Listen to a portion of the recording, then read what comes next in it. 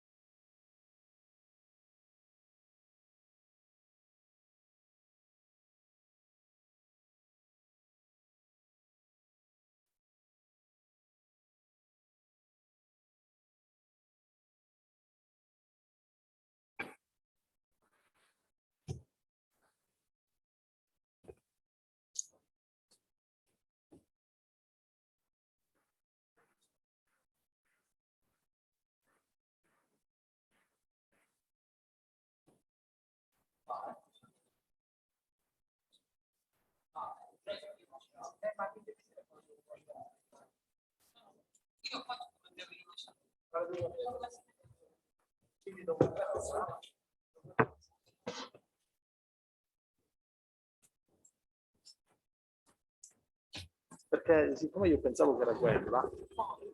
Ah, ok, va bene, sì, sì, sì, sì, ok. Enzo, io attendo te, io sono pronto.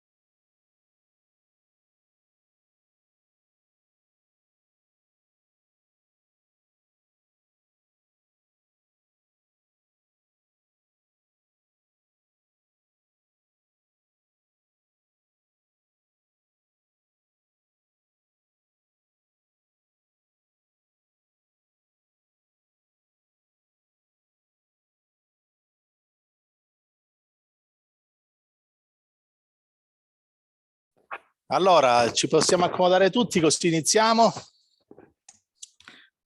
Please take your seats so that we get started. Ci accomodiamo, grazie.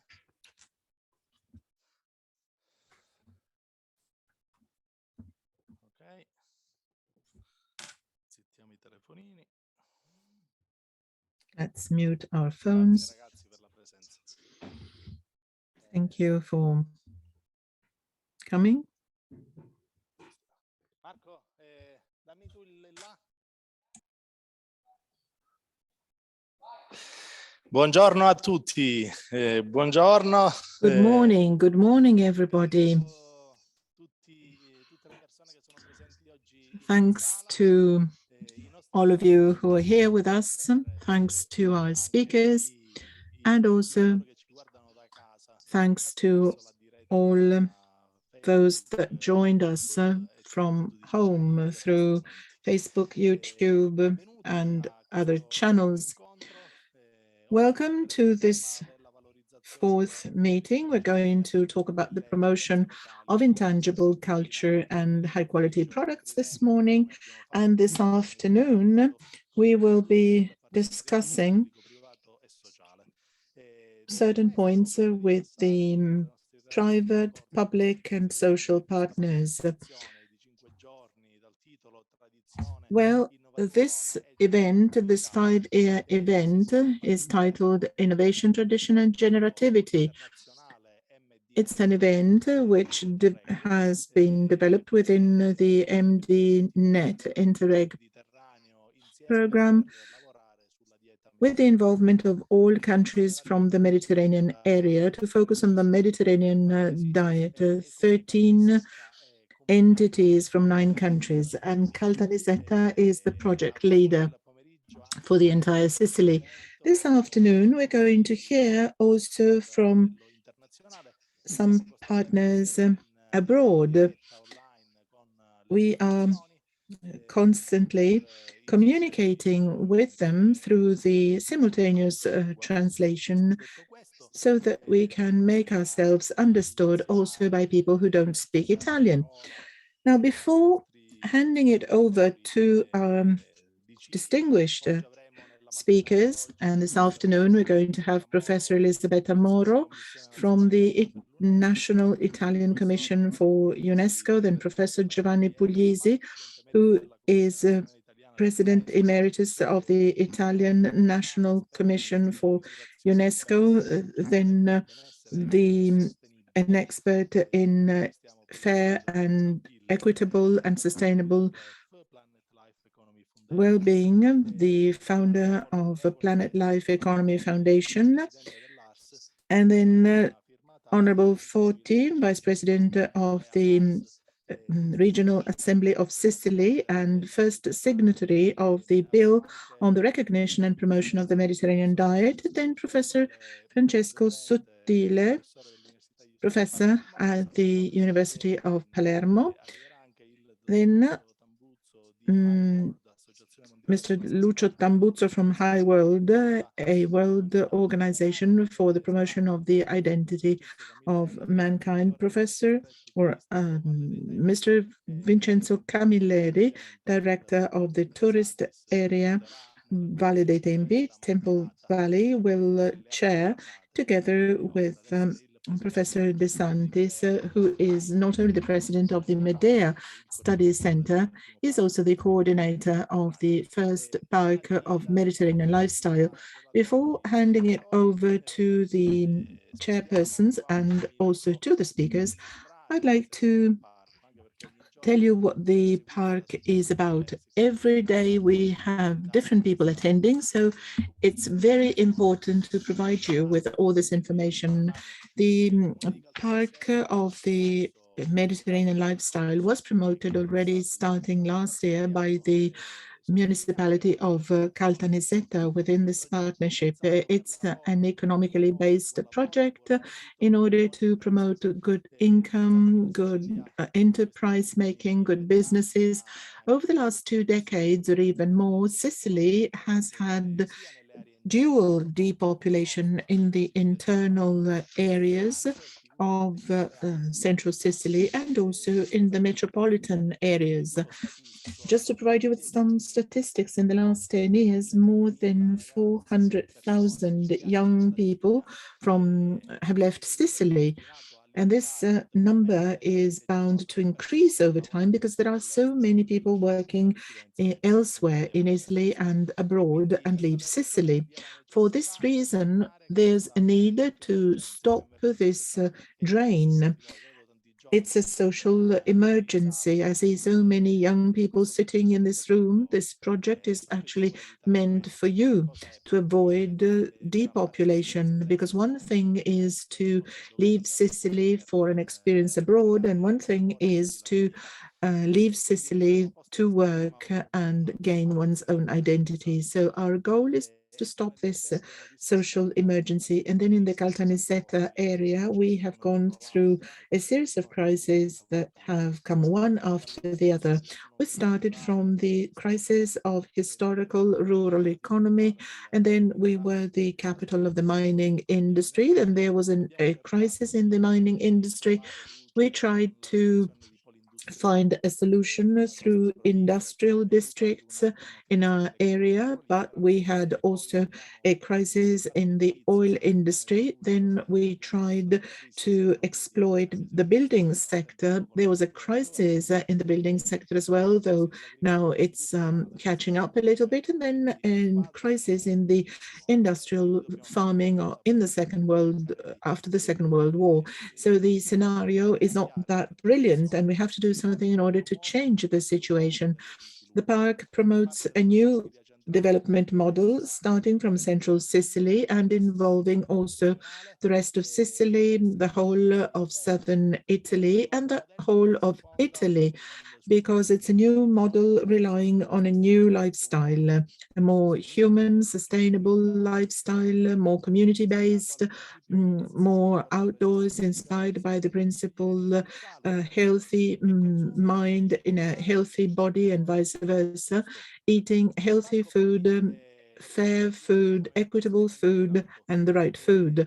We've thought of this park as an integrated system with slow trails and also landscapes in our area, changing colors as the seasons change, and also our Mediterranean cuisine, enhancing all the recipes of the Mediterranean diet, then outdoor libraries for our children so that they grow mentally and physically, and also places like castles and other venues to trade the produce of our farmers, the basket of the Mediterranean diet. Then the park involves a broader area, not just central Sicily, 10,000 square meters of surface. It covers 100 and 150 municipalities and involves more than 1.5 million people. We've thought of the park as an integrated partnership relying on three areas and stakeholders: market businesses, the public sector, and the third sector. We had Professor Zamani on day one, who's an expert in civil economy. He expressed the need to be all together. We're talking about a big community of the Mediterranean lifestyle. Yesterday, we talked about this. We talked about us in relation to the Mediterranean lifestyle. We cannot give proxy to others, but we have to be personally involved to create a community. Then integral ecology. We have to solve a problem, which is the number of jobs, businesses, and income, and we have to start good farming practices. On day two, we had Professor Federico Butera, a great expert in environmental issues. From the theoretical, cultural, and spiritual standpoint, the park relies on three pillars: the UNESCO decisions, and this morning is devoted to UNESCO with the presence of speakers from that organization. The UNESCO decisions recognize dieta from a Greek origin, that is the Mediterranean diet. And also UNESCO poses a constraint to safeguard this asset worldwide. We're trying to implement this through the park. And then the encyclical of Pope Francis, Laudato Si, please read this encyclical because it's an excellent document. And then the Terra Madre movement inspired by Carlo Petrini. We're using many support tools to implement all this. We have involved many stakeholders. We have all our partners watching us and joining us from their own places, not just Sicily. And we have to really combine all the high quality products that we have. I see the president of the Association of Torrone from the city of Caltanissetta and many others. We have to use all the available tools. CIS, for example, CIS Molise has relied its approach on the tratturi, that is the transhumans trails. The mayor of Campo di Pietra, Mr. Giuseppe Tommaso, came here to illustrate these trails for the animals that have to go to pasture when the season gets warmer. It's a 2,000 inhabitant municipality which has become the leader of a project involving more than 200 million euros.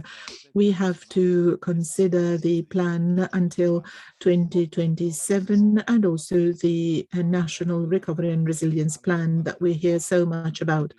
Over and above the partners, over and above involving skills, competencies, and excellent examples, we have to develop a legal framework and governance framework for the park. The municipality of Caltanissetta, through my council, promoted this initiative and supported it all the way through.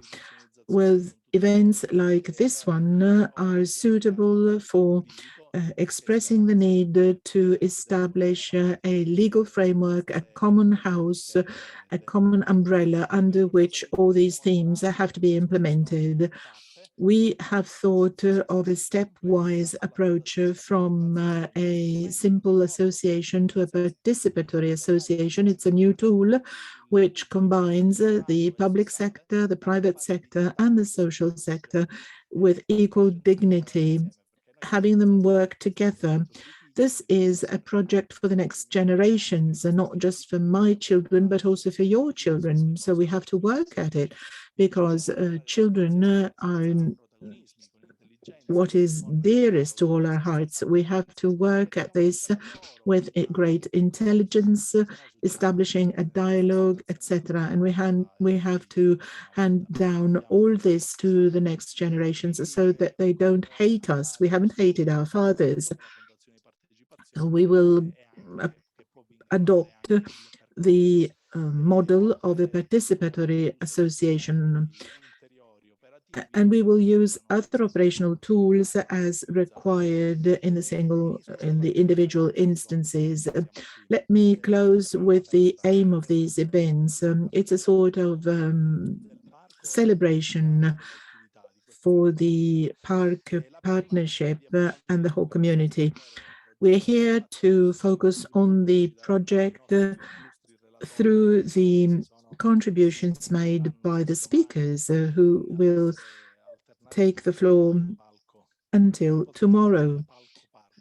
You know, in Italian, we say palco for stage and parco for park. So I sometimes mix the two words. On the first day, we talked about the legal framework. On the second day, we talked about the entry requirements. Who's supposed to join this new entity? Of course, the entities the organizations that will join this entity will have to be consistent with it. We have talked about standards, quality standards that we have to ensure, because it's not, it doesn't make sense to talk about a lifestyle, a Mediterranean lifestyle, and then you have entities doing exactly the opposite. We talked about the Mediterranean lifestyle together yesterday. We will talk about intangible culture and high quality products. Tomorrow will be the final day of this exciting 5-day event. And I'm really very happy with the quality of all the presentations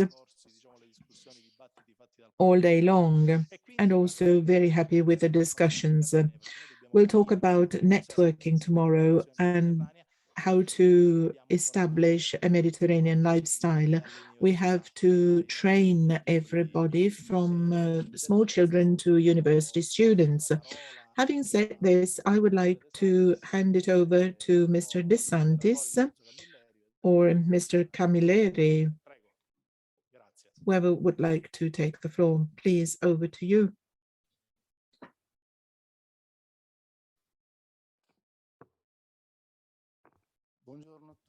Good morning, everybody. I'm really honored to chair this session this morning. I'd like to start by thanking, first of all, the mayor, our host, Mr. Roberto Gambino, who's one of the promoters of this initiative. He strongly wanted it. And then, of course, I would like to thank all the organizers for putting this in place, Beppe De Santis and Francesco Nicoletti, two people who have been highly committed to this for over 2 years. When I say highly committed, I must tell you that I think they spent all days in the past 2 years working at this project. I'd like to thank the speakers who will honor us with their presence today. Really eager to hear from them. All very high quality speakers. I'd like to thank you here and also all the attendees online. And also let me thank all those that participated in this event in the past days. Because we've had more or almost 100 speakers these days. When speaking of this idea, this park of Mediterranean lifestyle, I observed something interesting. Well, you all speak with a single voice. You have the feeling that the community in Sicily wants something new, something else. I apologize with the first speaker, Professor Giovanni Pugliesi, for stealing some time away from his talk, but we're talking about intangible heritage.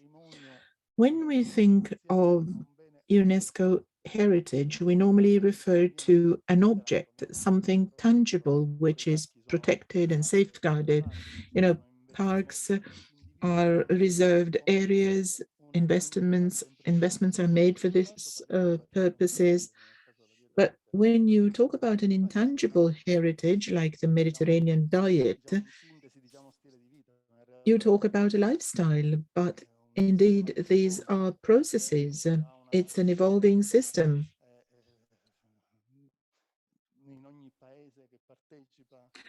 There are differences in all countries participating in this network, which is so far not so linear and clear. We have to regulate all this. We have to understand the outline of an intangible asset, an intangible heritage, because you know, it's not a ritual which should be protected, but it's a whole community. Let me now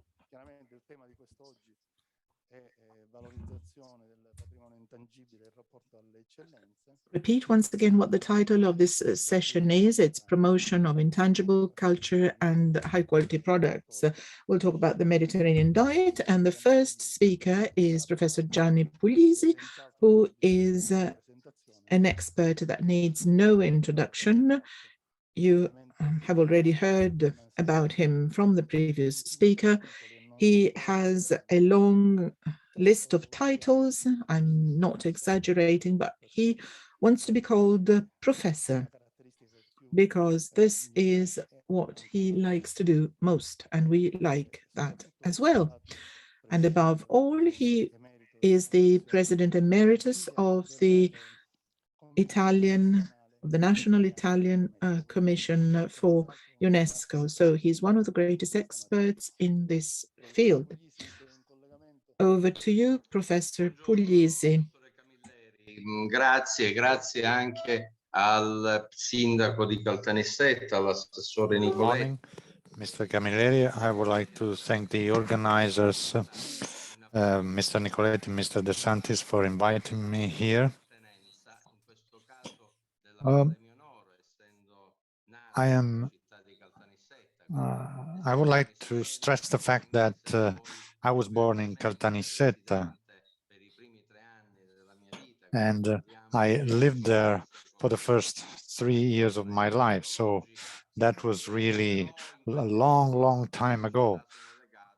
But still, I have a bond with the town of Caltanissetta because that is also where my parents are buried. So I am very proud of having this bond with Caltanissetta, a sort of intangible but moral bond with Caltanissetta. I would like to thank you for inviting me here.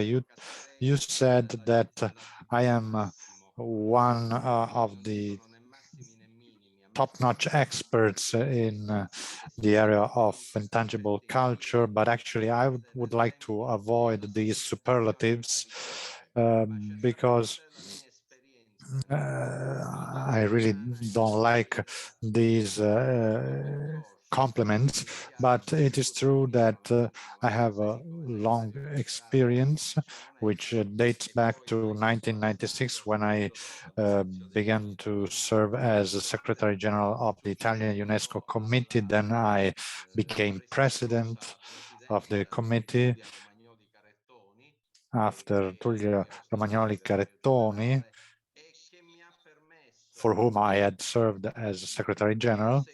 And for almost 20 years, in my capacity as President of the Italian UNESCO Committee, I had the opportunity of working for the inclusion of new World Heritage Sites based in Italy. Let's not forget that it was in 1997 that we started to get the approval of a number of World Heritage sites in Italy. And actually in 1997, we had a sort of flurry of recognitions so that the UNESCO has now limited the number of World Heritage sites that a country can get every year. Now we have a limit of one new site per year for a country, which may be suitable for a country like Australia, but for Italy, it is quite limiting. But to come to the topic we are discussing today, I'd like to remember when I took part in the elaboration of the list of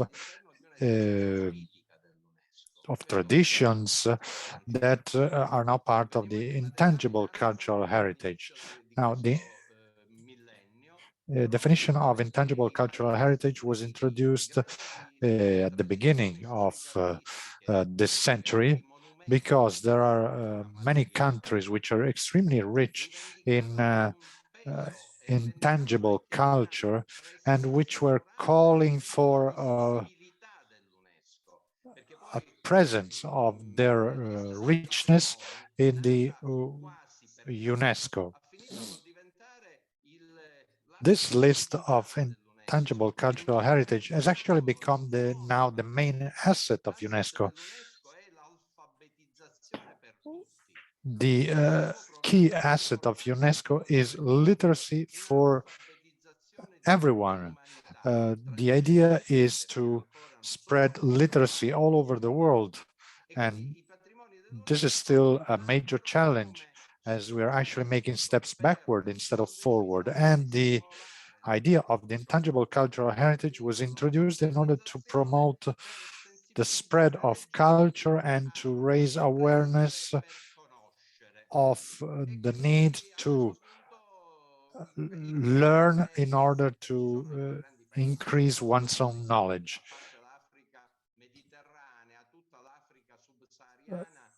There are a lot of countries, such as in Africa, where there isn't a lot of richness in terms of tangible cultural heritage, but actually there is a lot of intangible cultural heritage. That's the case also for Australia, which otherwise would have not had any historical monument. And the idea of the intangible cultural heritage is something that was introduced in order to preserve the memory of this enormous richness. I remember a meeting in Grinzane Cavour in the northwest of Italy, where UNESCO defined the list of intangible cultural heritage assets. And the initial definition of intangible heritage was not linked at all to topics like marketing and development. There was no idea of linking it to economic development, but it was just a way to preserve traditions. And this is something that has remained over the years. Just to make an example, the Mediterranean diet was included in the intangible cultural heritage, not so much for its products.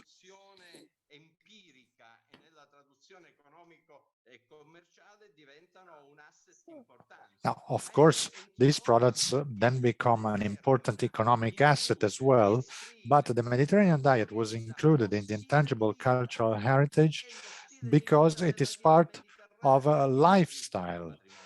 So it is this lifestyle that was included in the World Cultural Heritage. And for instance,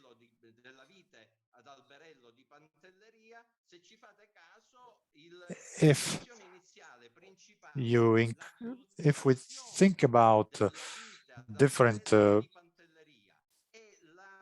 agricultural products such as the ones in Pantelleria, and in particular the vine that is farmed in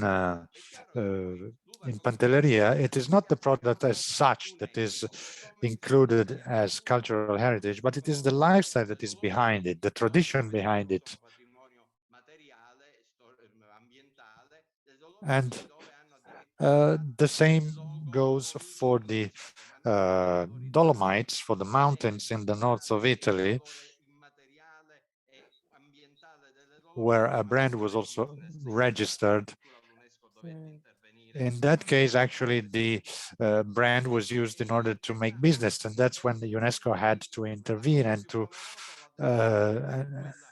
to limit the economic exploitation of the inclusion in the cultural heritage. Then there is another example, which is Neapolitan pizza. Now, Neapolitan pizza has not been included in the intangible cultural heritage as the pizza itself, but for the tradition of the pizza makers of Naples. So what the UNESCO is trying to underline is actually the tradition behind the product. And actually, the intangible cultural assets require a fundamental element, which is the involvement of the community behind them. I remember that when the Neapolitan pizza was included in the UNESCO list of intangible cultural heritage, I remember receiving hundreds, thousands of letters of people who were in favor of the inclusion of pizza in the World Heritage List. And the Mediterranean, for the Mediterranean diet, it's the same. It is actually a transnational asset which involves 7 countries, and the Mediterranean diet is a perfect example of a lifestyle which characterized life in the Mediterranean area over the centuries. And the UNESCO underlined the quality of life that is achieved also thanks to Mediterranean diet. So it's something very different from the mere promotion of local products. So I think we need to take this opportunity to make a few to implement a few plans. First, we need to promote training and education in schools as well in order to promote food education. This is something that should start from schools, from the youngsters, because that's exactly where we can reach families as well. Now we have professional training courses for any kind of job, but I think we would have to organize something similar also for Mediterranean diet, even if it is extremely difficult. So actually what we need to do is to start from schools and to start promoting a quality of life, a Mediterranean lifestyle through a healthy diet, physical activity. The Mediterranean is not only a sea, the sea which belongs to us, to our peoples, as the Latins used to call it, Mare Nostrum, our sea. But the Mediterranean has also been characterized by a tradition, by a diet, by a culture that is based on a number of products. And unfortunately, over the centuries, the Mediterranean has become a sea of a fight of power. It has become also a sea of death, of intolerance, as Pope Francis denounced as well. But the Mediterranean Sea can heal, not only because it is a sea, and as all environmentalists and experts in marine agriculture and marine environment know, the sea is very rich, and its climate is almost like a cradle of civilization, a cradle of life. And this sea also helps produce products that we can then enhance and promote, because marketing also plays a role. I think we also need to dedicate some energy to the promotion of local products. it is indeed important to focus also on the economic dimension, but we must clearly distinguish this aspect from the essential value of Mediterranean diet. The product is only a tool, it is not the end in itself. And the end, the goal should be the spreading of a culture, of a lifestyle based on a healthy nutrition, on a healthy diet. And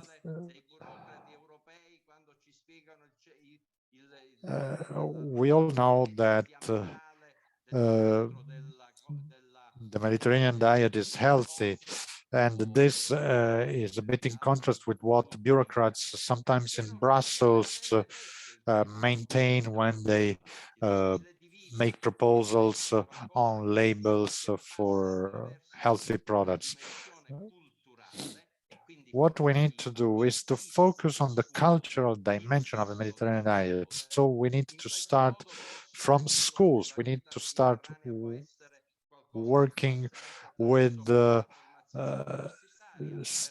pupils and students. Maybe we should also work with universities. Now, I am the chancellor of the University of Enna, and we have a PhD called Lifestyles and Life Context, because we believe that this is an extremely important element for the quality of life in the present and in the future. And in all this, sports also play a key role. And in order to achieve our goals, we need to have a different political approach. We all know that we can rely on the National Recovery and Resilience Plan, but this is not enough. The recovery plan is something that should help us promote new behaviors, new lifestyles. And that's what we need to focus on. We need to implement new, different policies that focus on the long term, not just on the short term. So we should strive to change our country, and in order to do so, we need to invest in education, in training, and we need to promote behaviors, traditions that cannot be changed by politics. Politics need to abandon a short-sighted approach to embrace a more far-sighted approach, and we really need to turn page. And we should get rid of any rhetorical statements, but rather be very practical. We need to be aware that the Mediterranean diet is a model for the whole world, and it was included in the UNESCO heritage list because it is not just a product, it is not just the expression of a territory, but it is a lifestyle that cannot be imitated outside the Mediterranean Sea. Unfortunately, I won't be able to attend the rest of the meeting, the rest of the session, because I need to prepare for next week when the President of the Republic is coming to Vienna for the inauguration of the academic year. And today I have to meet the person in charge of organizing everything from the presidency, from the president's office. So I apologize that I have to leave your session, but I would really like to thank you for inviting me And let me say in conclusion that I truly believe that the center of Sicily has always been rich in manpower, in human resources and skills and know-how. And I think the center of Italy can help drive the economic recovery of Sicily. Now, the university I chair is called the University of Central Sicily, and I'm very proud of it also because of my origins from Caltanissetta. I really think we need to strive to promote a new Sicilian identity. This is important not just for Sicily, but also for UNESCO. Thank you. Thank you, Mr. Puglisi. Now I'd like to give the floor to Mr. De Santis, who has a few observations about your presentation. Thank you, Mr. Puglisi. I really appreciated your speech, an unparalleled speech, I would say. You have talked about our experience with UNESCO, and I would like to recognize the key role you played in this.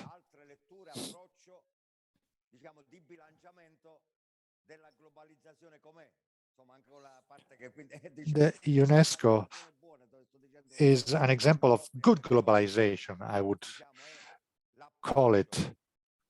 It is a way to balance, so to say, the negative aspects of globalization, which makes everything the same.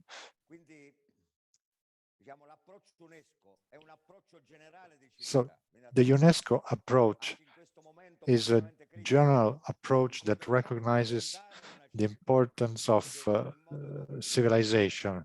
What we need to do is to, so to say, recreate a new civilization. We need to build on the talents of the world, on the talents of Italy, of Sicily, the richness we have in Italy and in Sicily.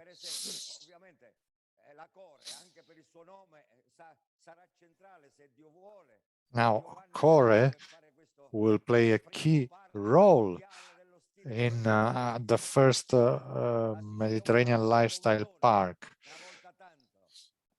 For once, Sicily is offering something to the rest of the world. So we need to study, but also be very practical.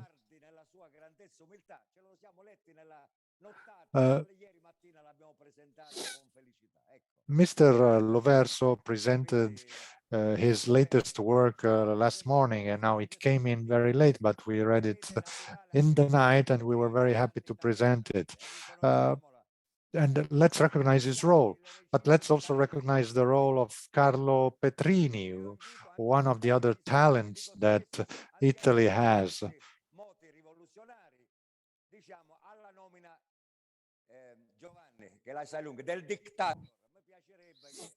And I would also like to recognize the role of Giovanni Puglisi for what he did for Italy. What we're trying to do with our park is also to try to promote a sort of political renewal. And we need to work for the good of and with the future generations. Let me say, Mr. Puglisi, that I also rely on you for this major task. We have a major challenge ahead of us, and we rely also on your help. Let me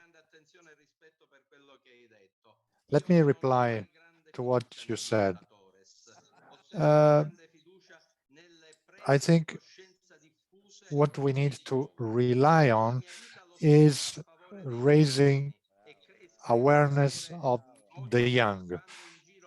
it is not an enlightened person who can change things, but we really need to work with young people.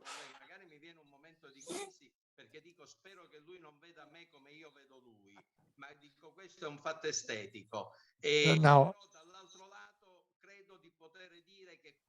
I have taught to many young students, and I am convinced that we need to work on the basics of a Latin proverb. Primum vivere deinde philosophare. First to live, then to philosophize. But living without philosophizing is something that doesn't give an ethical value to our life, and we would end up being animals. Now, I love animals, I love dogs, and sometimes I say that I would love humans to be more dog, very smart animals. Thank you. Thank you, Mr. Purgi. Thank you. Thank you to all of you. I will stay connected as long as I can. I think we now have Mr. Plata.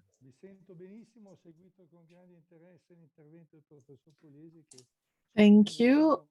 I followed with great interest the presentation by Giovanni Pugliese. Congratulations. Professor Pugliese also highlighted that Mediterranean diet,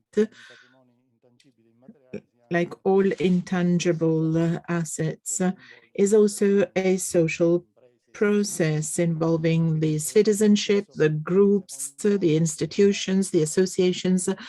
It's something that can cause a new lifestyle in our areas. New because, there is no official recognition of the value of the Mediterranean diet. And Professor Pugliese mentioned one of the most important aspects linked to this, which is training. We have to do as much as we can to disseminate the value of the importance of this diet. Mediterranean diet, but not only, it's not just a diet, a lifestyle as a whole. It should be measurable. Maybe this operation has never taken place. We've never tried to fully understand the meaning and understand the signs to recognize the Mediterranean diet. We're asking Professor Emanuele Plata to talk about this. He's an expert in the measurement systems for well-being. He's the founder of an association which studies all this. It addresses people in different areas to adopt new ways of measuring equitable and sustainable well-being. Is there a way to recognize the values of Mediterranean diet in a certain area, for example, in the center of Sicily? And how can we make all these elements and measures more common in the community? How can we disseminate them in the community?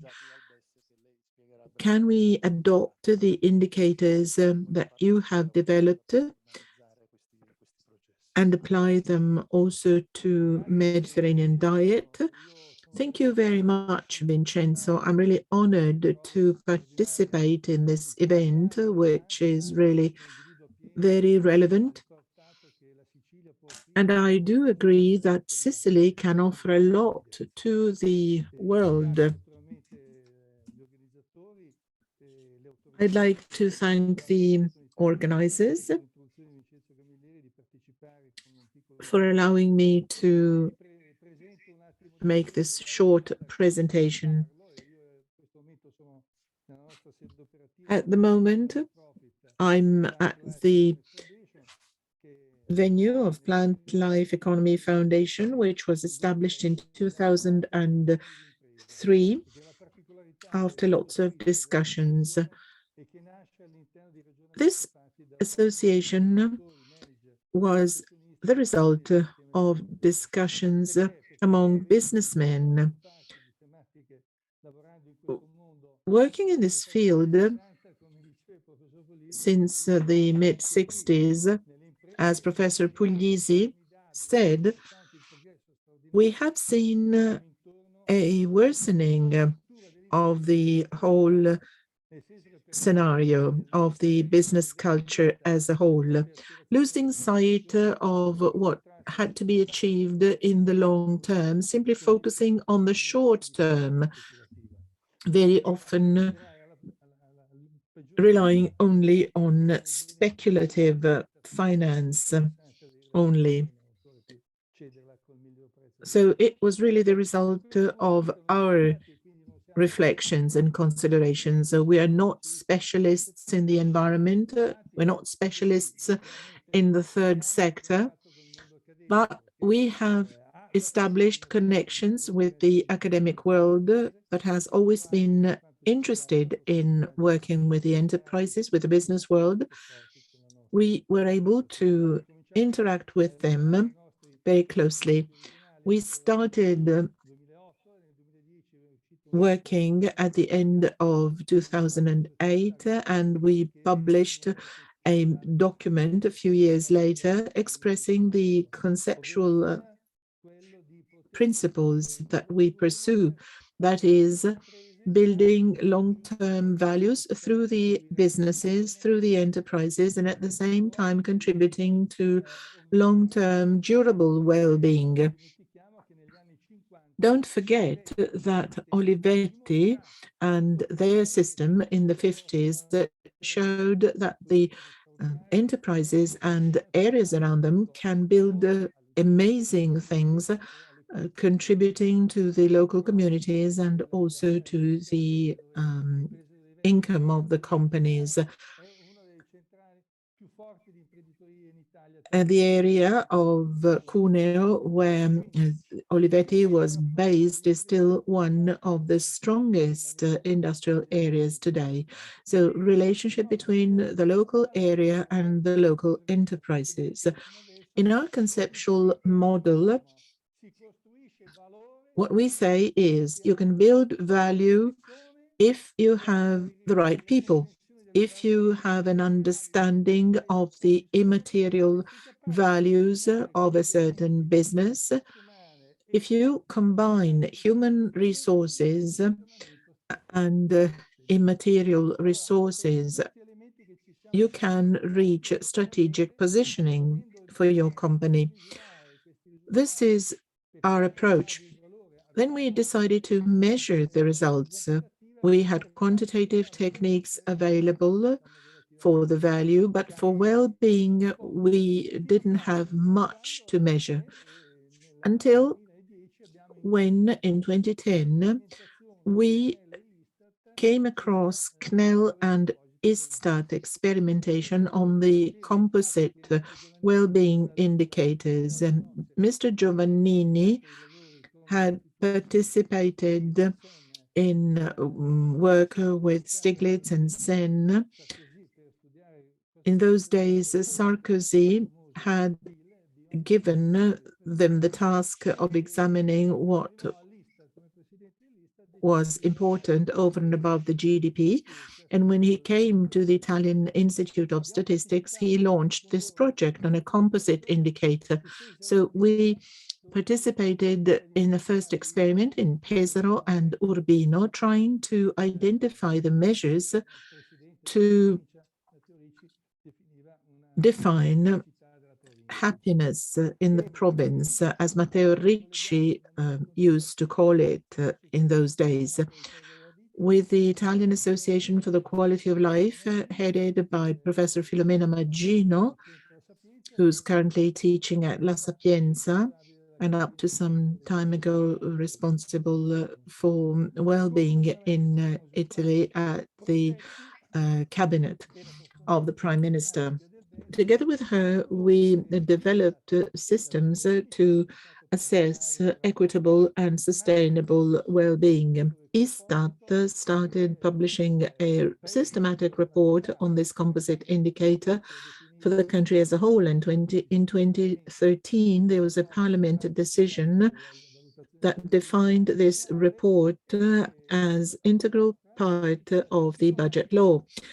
On our part, we decided to extend this composite indicator to local areas, not just limiting it to big cities and regions as the Italian Institute of Statistics was doing, but also on a smaller scale, because I think we have to measure well-being at all levels among the people who live in smaller realities, to understand to what extent the local situation, the local setting is important for their happiness.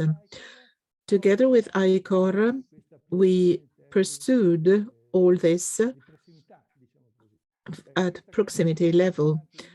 This cooperation, and I'm proud to say this, has led to the definition of a new university course for integral well-being at University Antonorum, and I'm responsible for coordinating the business activities.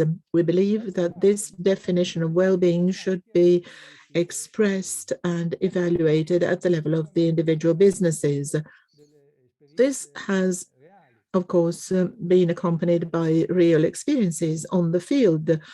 In Casale Monferrato, we had a similar experience. And then we met my friend, Mr. Vincenzo Camilleri, with whom we implemented a similar experience in the municipality of Agrigento, in line with an attempt at virtuous approach in the restaurant business in order to promote the products that are grown locally. In 2019, Agrigento, one of the restaurants in Agrigento was the winner. Therefore, we considered the relationship between personal well-being and nutrition in general in Agrigento based on the results of the jury. This survey was conducted together with Professor Gucciardo from Palermo and Agrigento. We realized that the satisfaction in that community was much higher than the Italian average, and it was before the pandemic. In the city of Agrigento, we had a score of 8, while the national average is 6. Why? Because the personal relations and also the elements of nutrition were superior to what was the case in the remaining part of Italy. In other words, the link between what you eat, how you eat, and where you eat, and also the relations among friends and family members are very strong in that area. And this is a characteristic for inherent personal satisfaction. Sorry, Emanuele, can this have a relationship with the Mediterranean diet? Are there any consequences we can draw from this survey? And in any case, the measurability of the diet, of the Mediterranean diet based on the equitable and sustainable well-being indicators. Yes, I'm coming to this. the inspiring factor for Mediterranean diet is something that can lead to its strategic positioning in the area. The values of the Mediterranean diet are linked to recipes, processes, raw materials, and also elements that relate to the very production of these ingredients. All this determines the prerequisite for measuring. You know, the well-being indicators consist of 12 items, including health, social relations, landscape, cultural heritage, the environment, and also individual well-being. 6 of the 12 items have to do with the Mediterranean diet and its positioning.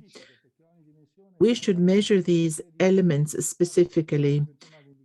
There are 139 indicators that are measured altogether for all these items in order to appreciate the different factors between one situation and the other. The strategic positioning of Mediterranean diet in the territory on the basis of intangible cultural values should also involve the businesses. So anyone working on the basis of the Mediterranean diet in central Sicily will have to include these elements in their offer.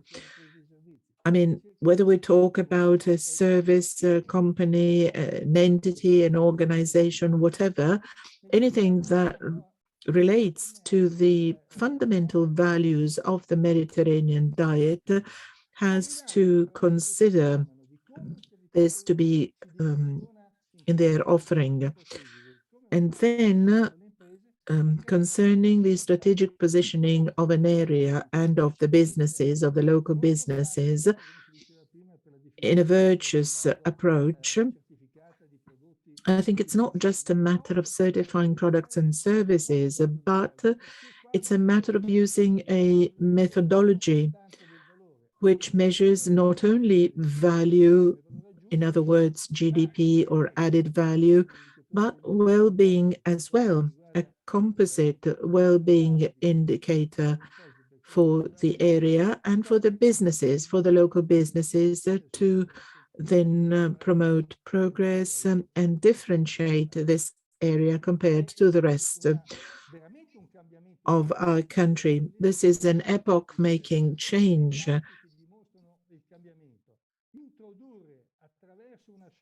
If we introduce this concept through strategic choices, strategic positioning choices, and it's exactly what you're doing with the Mediterranean diet, and if you measure all this not just in terms of value, but also quality of life, if you have this additional measurement of quality of life, well, this represents a very important turning point. I mean, it's a milestone from the concept of mere growth to a concept of growing with satisfaction among the people in the community.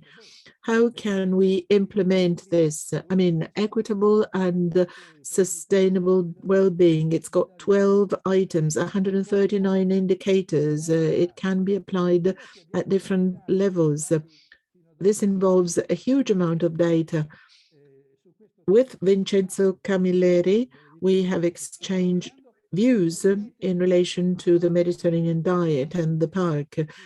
The idea is to make a standing center available to the park to process data and issue reports on the conclusions. The aim of this center should be that of providing advice as well, not just evaluate the strategic approach. I think the 6 dimensions that I was mentioning before, among the 12 items that are included in the equitable and sustainable well-being, means that this is really a new approach. If Central Sicily can include this measure in its project to measure the quality of life through a composite well-being indicator, I think this would be a great achievement. This would imply not only great value from the point of view of image, but also great returns. Because, you know, if you talk about the value of materials, the long-term pathway that you are embarking on, then you will understand the importance of all this. With ISPRA and CREA, we have recently discussed the fact that the Mediterranean diet is also useful for the purpose of carbon neutrality, because it affects the use of the soil, the agronomic systems, the agri-food supply chain, and the services to the public, to private citizens, to the restaurant business, etc. So the great potential in this strategic pathway that you have identified has to involve businesses, not only institutions. And you have to make an impact assessment. The well-being indicator will help you make an assessment of health, economic well-being, landscape, and collective and community well-being, all things that make a difference. I hope you will start measuring, and we're ready to help you, support you in this virtuous approach. And really, I must congratulate you on this. Thank you. So, Professor, so far we have considered, for example, measures through Il Sole 24 Ore, Lega Ambiente, Italia Oggi, relying on economic factors, in particular the GDP. What happens when you measure in a different way? If you measure the quality of life, if you measure the quality of life through other parameters, not just the GDP, Sicily, the south of Italy, the Mediterranean areas in general might acquire a different position. They might be recognized in a different way. I mean, the Il Sole 24 Ore ratings give particular pride to the cities, especially in the north. And you know that there is a gap between the north and the south. With those measurements, we really rank in the bottom list. What would happen if we adopted your system from the point of view of local identity and local opportunities? Thank you very much for this observation, Vincenzo. First of all, I think that we have to say that those measurements are simply mathematical, arithmetic sums, and result from activities that don't have any systematic statistical value. The only one that has value in relation to the quality of life and recognized by Eurostat and ISTAT is equitable and sustainable well-being, no doubt on this. The fact that at national level in the report, there is information for the whole country and also regional information gives us some additional information. But as we have seen in your city, if you consider what happens in the community is also very important, because one thing is to talk about provinces and one thing is to talk about the entire central Sicily. You've identified homogeneous cultural groupings and also soil and climate characteristics, which allow you to reason in a more homogeneous way. Probably within central Sicily, it would be interesting to identify subsets that are even more homogeneous. And this is where we have to merge data. Statistical evidence is proven in Agrigento. And this tells us that, you know, a difference between 8 and 6 in terms of quality of life score is not negligible. There are special characteristics as recognized by ISPRA and CREA. There are special characteristics of the Mediterranean diet, also in relation to neutral, to carbon neutrality. And I think that we have to be aware of this in the individual territories. Now, the problem is to join all these forces and fight against weaknesses. You know, global heating caused by certain activities in the Po Valley or internationally may increase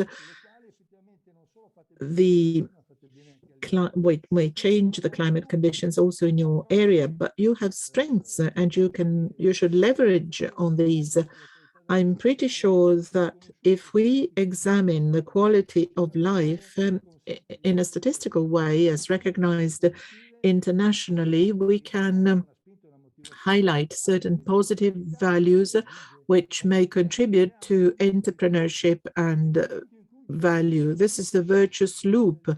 The moment we have strong positioning of the Mediterranean diet, your area can really have an impact on all the levers of the economic and social system. It's not just a matter of attaching a label for tourism, but it's a matter of making this territory distinctive, promoting scalability.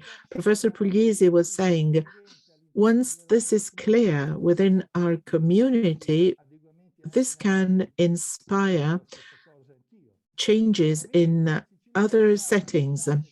I agree, because if Central Sicily adopts this virtuous approach and has a standing center to monitor the quantitative value, the GDP, and the well-being, and all the improvements arising from this, clearly the same ambitions can arise in other areas with a benefit for the whole communities.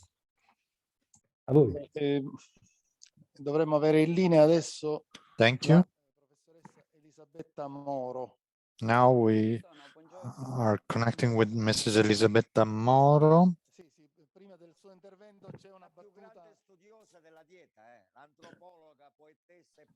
This is really an expert in Mediterranean diet. She's an anthropologist. Listen to her very carefully. She's probably the top European expert.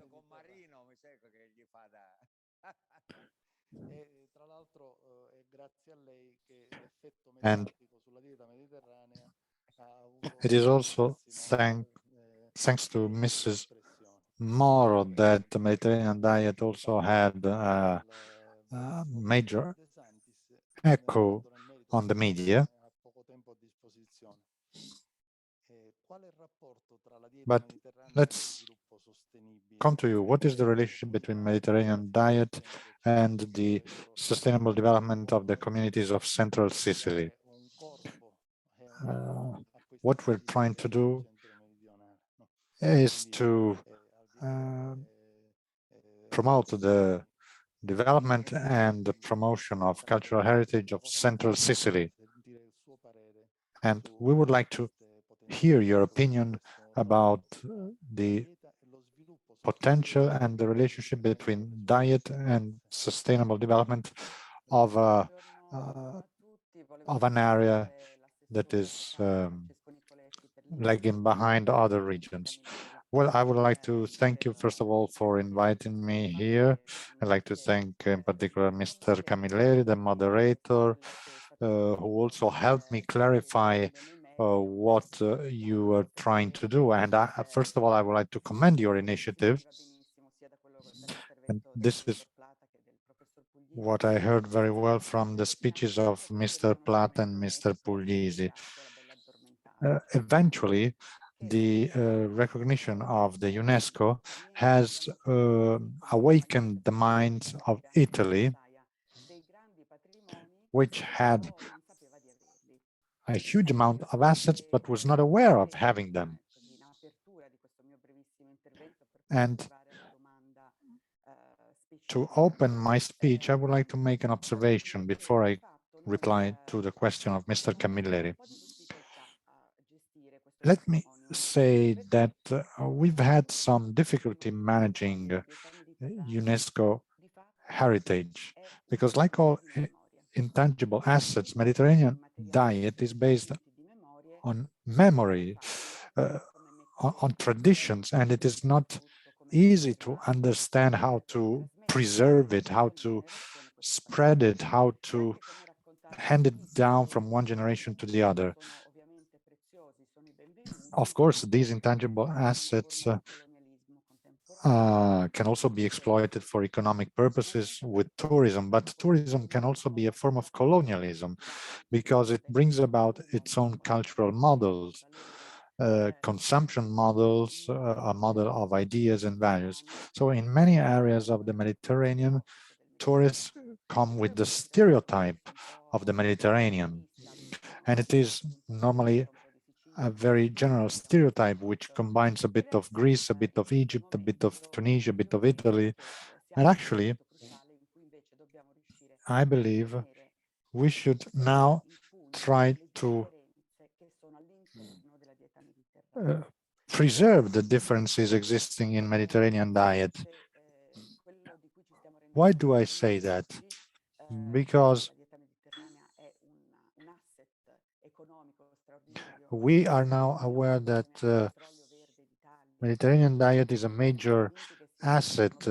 I like to call it green oil because it is something that can promote a democratic and sustainable model of development. And it can help promote human well-being rather than economic well-being.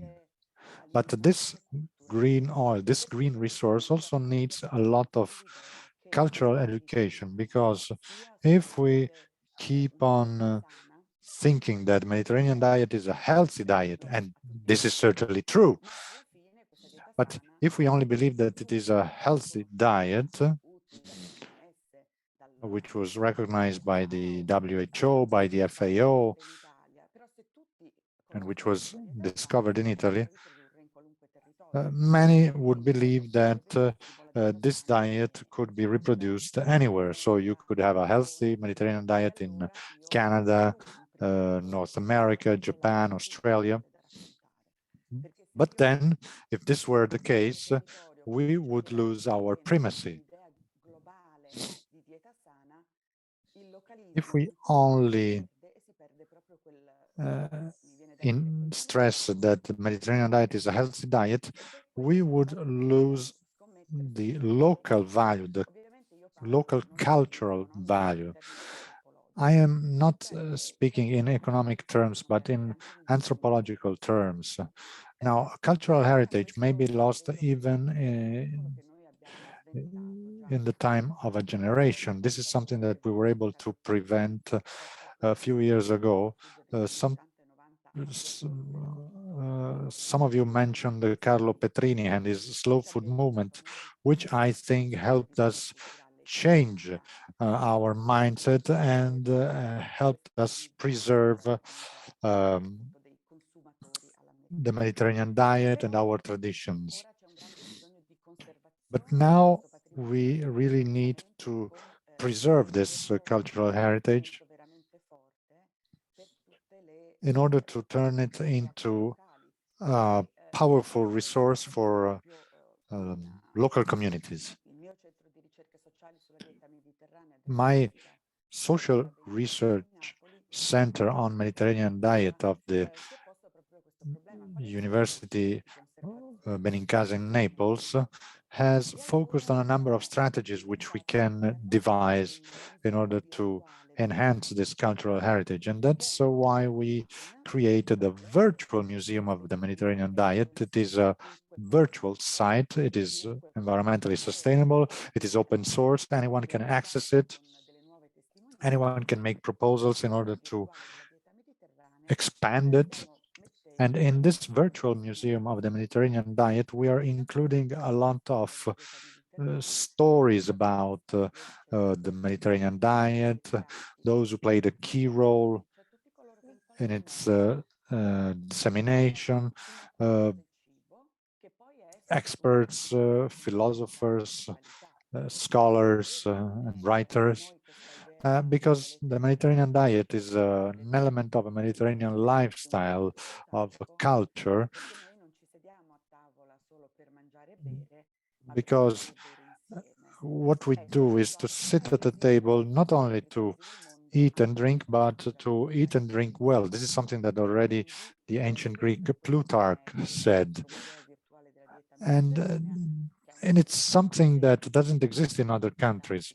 And that's what we are trying to communicate with our virtual museum. The address of the website is Mediterranean Diet VM, as in virtualmuseum.com.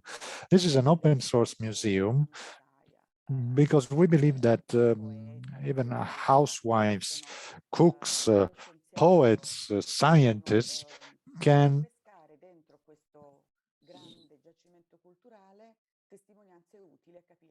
find useful elements to understand what Mediterranean diet means to ordinary people.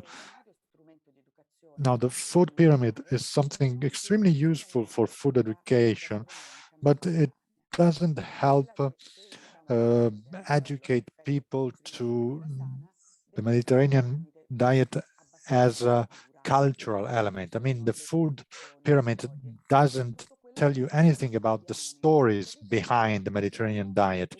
And that's exactly what we're trying to collect in our virtual museum. And that's what we need to preserve, exchange with others, and hand down to the future generations. Now, we've been carrying out a very wide ethnographic survey with hundreds of interviews, not only in Italy, but also in Greece, in Spain, Portugal, and hopefully we'll be able to extend to other countries. Now, what we have found out is that the Mediterranean diet builds a community of heritage, a common heritage. And that's the most important value. We know that traditions are alive. They need to be alive. They cannot remain always the same. So they can and should change over time. They need the energy of people, and we need to be proud of them. We as anthropologists call this pride as a community-based pride. So whether it is a monument, a cathedral, or what we may call, what we may define the cathedral of taste, it is important to preserve them, because we are aware that when we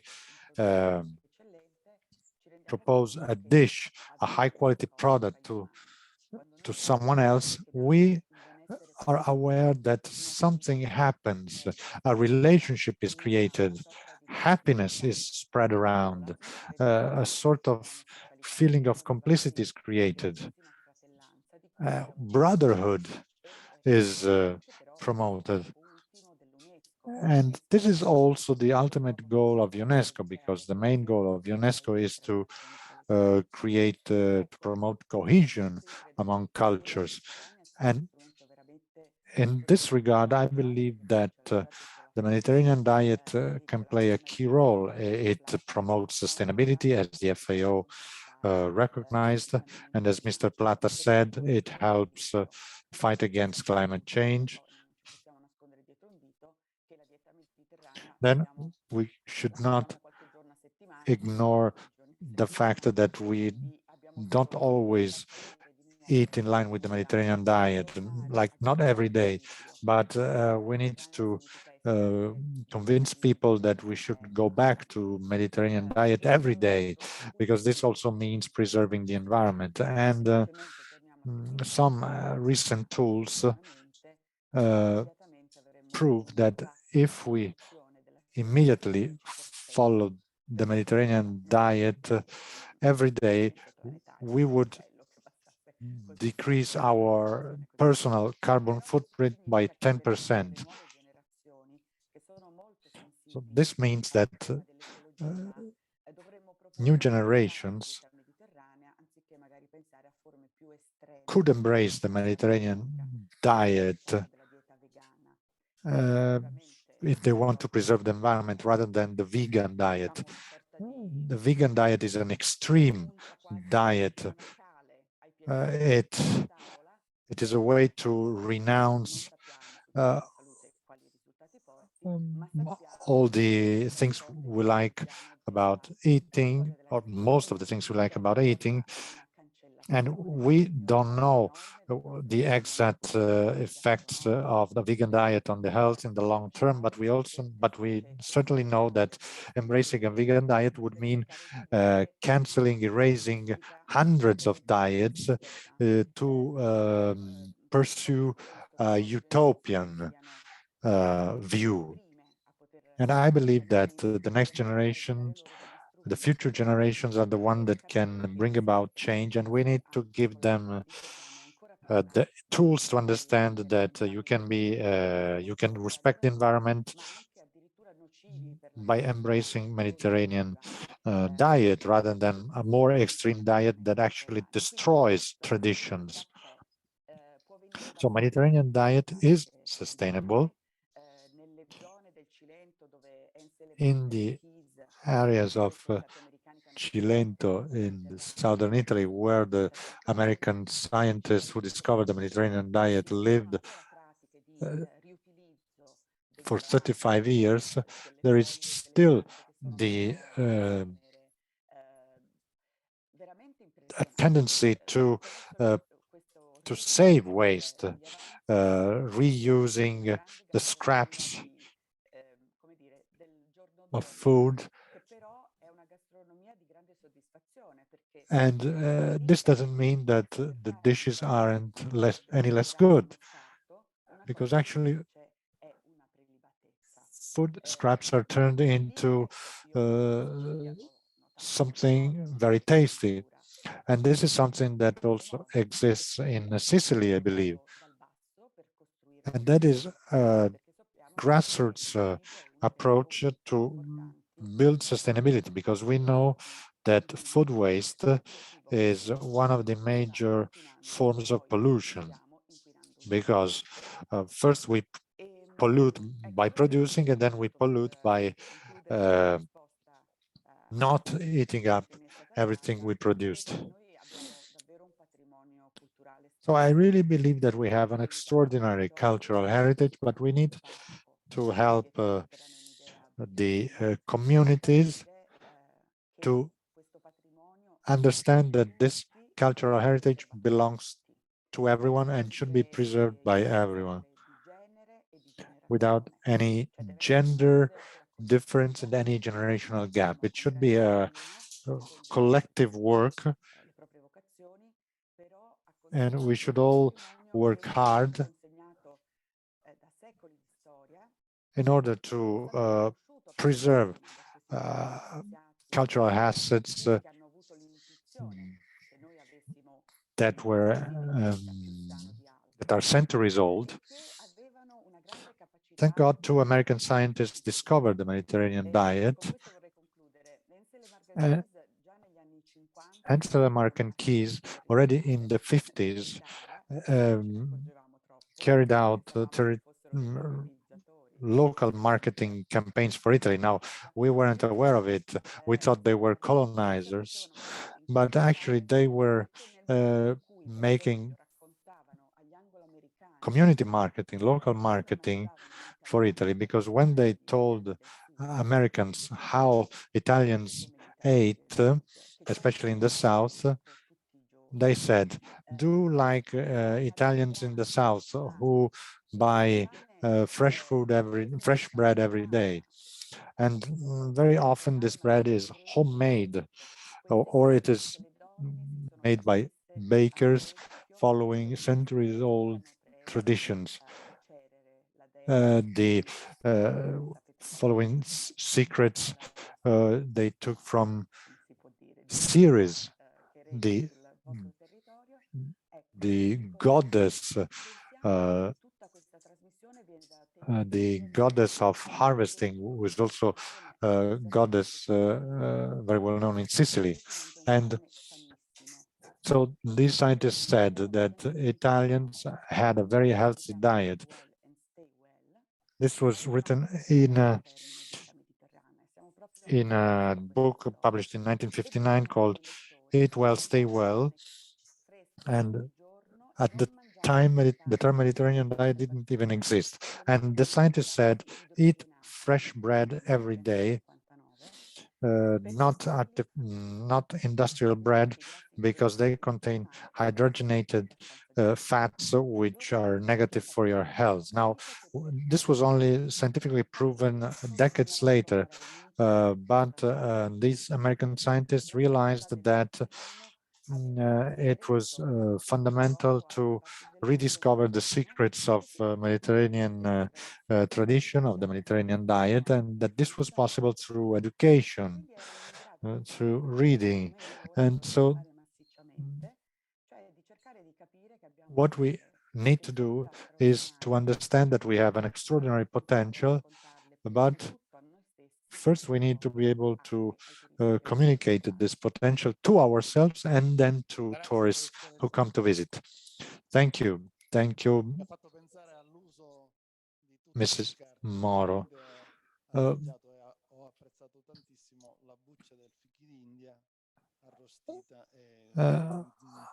I've recently tasted the peel of prickly pear, which is fried in bread, and I must say that it tastes wonderful. This is an example of good use of food scrap. Now, we all insist on high quality local products. Mr. Camilleri, I apologize for interrupting you because at noon I have an important meeting. I would like to thank you all, and I would like to congratulate Mrs. Moro for her speech, as well as with all the other friends and colleagues who took the floor before. And I wish you a very successful meeting. And I really hope that we can continue to work together and to implement the project in practical terms. Thank you. Thank you, Mr. Puglisi. Let me go back to high quality local products.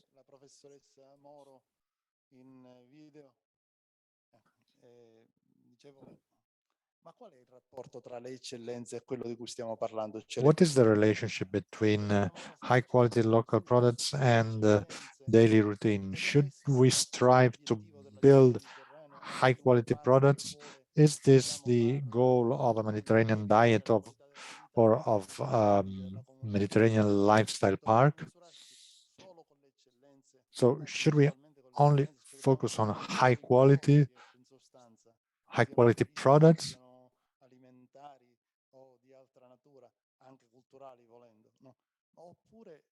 c'è qualcosa di più. be it food products or even cultural products, or is there something more to it? Well, I believe that high quality products are the emblems, and I think we can now all distinguish between major food traditions and those who live in a region with limited food resources, food products. But I think we need to be careful about high quality products. The risk is creating a stereotype of the Mediterranean diet. We should avoid stereotypes, and this can be done by having relations with individuals, with communities, and I think we need to get rid with the stereotype models of tourism, such as people dressed as gladiators outside the Colosseum. This is something horrible. That doesn't have anything to do with promoting or spreading our culture. It has nothing to do with dressing like ancient Greeks or ancient Romans in order to create the image that foreign tourists are used to. But what we need to promote is encounter of individuals. And I think in Sicily, you have a natural predisposition to do that.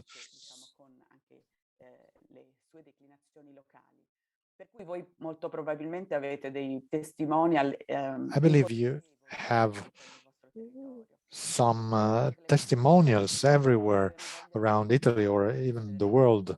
They may not be aware, but when they migrate and live outside of Sicily, they become like testimonials of Sicily. So meeting people is the key to really understand what the local tradition is. So we need to promote this kind of healthy tourism. In that case, the high quality local product simply becomes a driving factor, but not an end in itself. In this case, the promotion of culture will be much more effective. That's what I see also in the Cilento area, close to Naples, where there are strong traditions, but it is difficult to meet local peoples, local individuals, and who drive you across the area and explain you how local dishes are made. And actually the demand for that would be very high.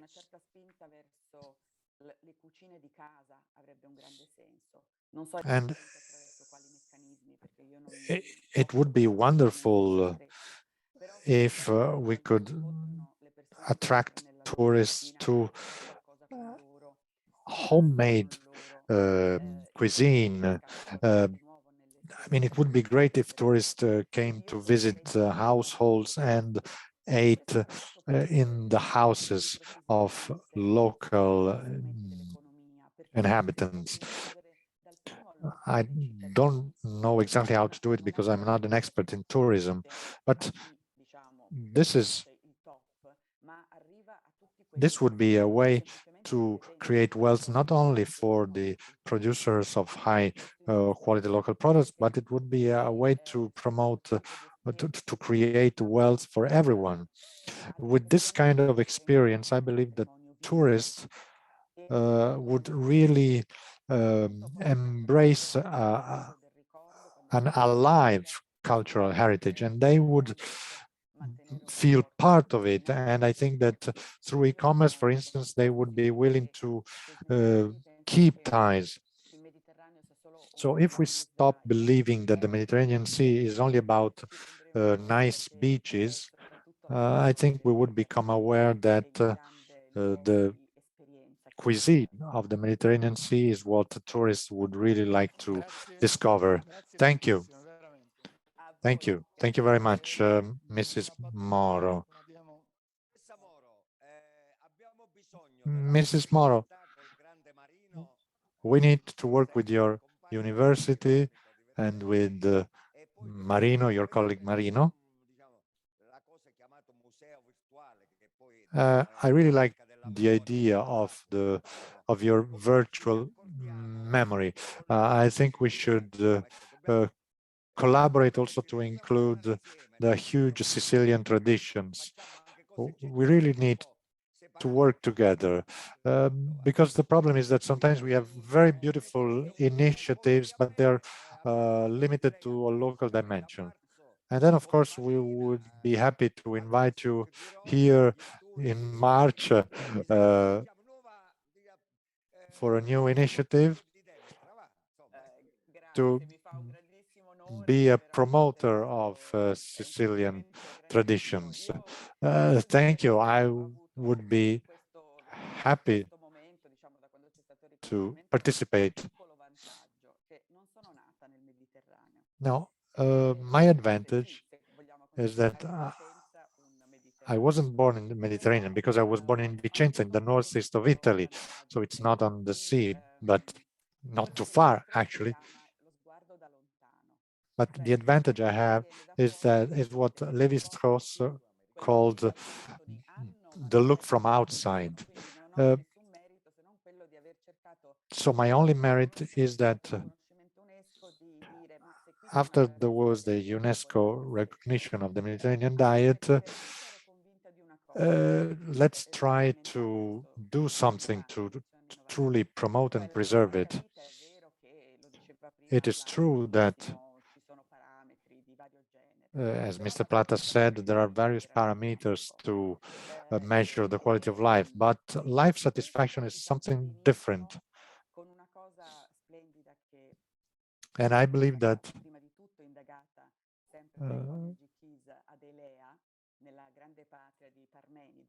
and this leads me back to the Key's spouses who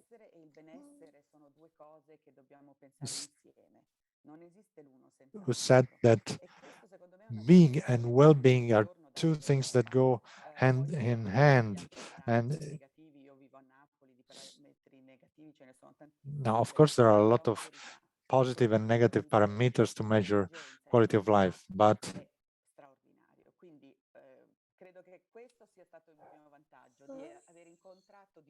let me say that my advantage was that as I came from the north and I moved to Naples to the south, I was really struck by this different lifestyle.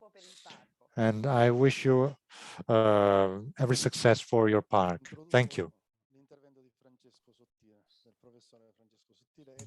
I will now introduce Francesco Sottile's talk. The Mediterranean diet is recognized officially by the scientific community as the best strategy to live a life in health with a reduction in chronic, debilitating and disabling conditions, causing an improvement in the quality of life. It also represents the ideal solution for a sustainable system which can preserve the environment. This is one of the many definitions of the Mediterranean diet from the point of view of health and the environment. This is a concept which contains some conclusions already, meaning that those that have adopted this lifestyle, those following a Mediterranean diet, can keep healthy with good quality of life, preserving the environment, and so on and so forth. But,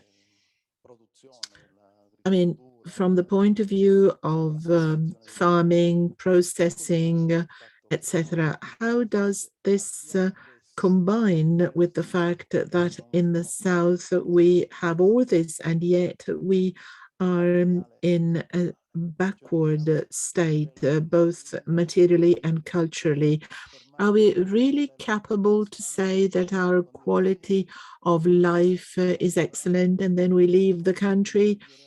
Why don't we improve our farming here? Why don't we continue living here? How does this, come to terms with the fact that we should be at the top, and yet, especially in central Sicily, we see cultural backwardness, and also, we're backward in farming practices, innovation, etc. Now, Professor Sottile was defined as the heir of Carlo Petrini by Beppe De Santis, who's our host. Thank you, thank you.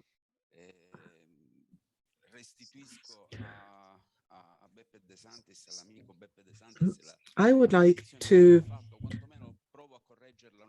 correct a little bit the definition that Mr. De Santis gave of me, the hair of Carlo Petrini. It's not just one hair, but there are thousands of activists who throughout the world follow Carlo Petrini's philosophy, the one that was proposed more than 30 years ago. There are many activists pursuing these concepts in their local areas. Carlo Petrini could not imagine better success than this. 300,000 activists working all over the world in order to promote his ideas and his approach to the complexity of the modern life. These days, even if not continuously, I try to follow your event. It's an amazing event. I tried to follow the presentations because when in the second half of 2019, I met Francesco Nicoletti, and then I met again my friend Beppe to discuss all this. I understood that within this pathway, we could identify a sort of kind revolution that can take us to a different vision of the future. Well, these days I took many ideas and insights. I hope I'm not confused in my presentation today because of so many ideas. Following the scientific approach, I will follow some keywords. Professor Puglisi mentioned a very important keyword, that is building a critical conscience. The presence of students here, but also the presence of many students connected online, and I can witness this because I was a witness to this, because I almost stalked the students of my courses so that they would participate. I mean, these topics have become the topic of some degree courses. Critical conscience is key to me. In my job that I love so much, we have great responsibility. We've all got the responsibility to convey messages for the future, messages for a positive future. All these messages aim at building a future which is capable to provide young generations and future generations the willingness to do something and the desire to do something in their own areas. And then another key word, which is part of the very name of the park, is the term lifestyle. Lifestyle is a very appropriate word for this park, and it's very important as well in the current period, because depending on our lifestyle, we can determine our future. Depending on the lifestyle that we adopt, we can determine what is going to happen, not just in our area, the area we live in, but also in the whole planet, which is the nicest part of globalization. Again, the title includes the word Mediterranean.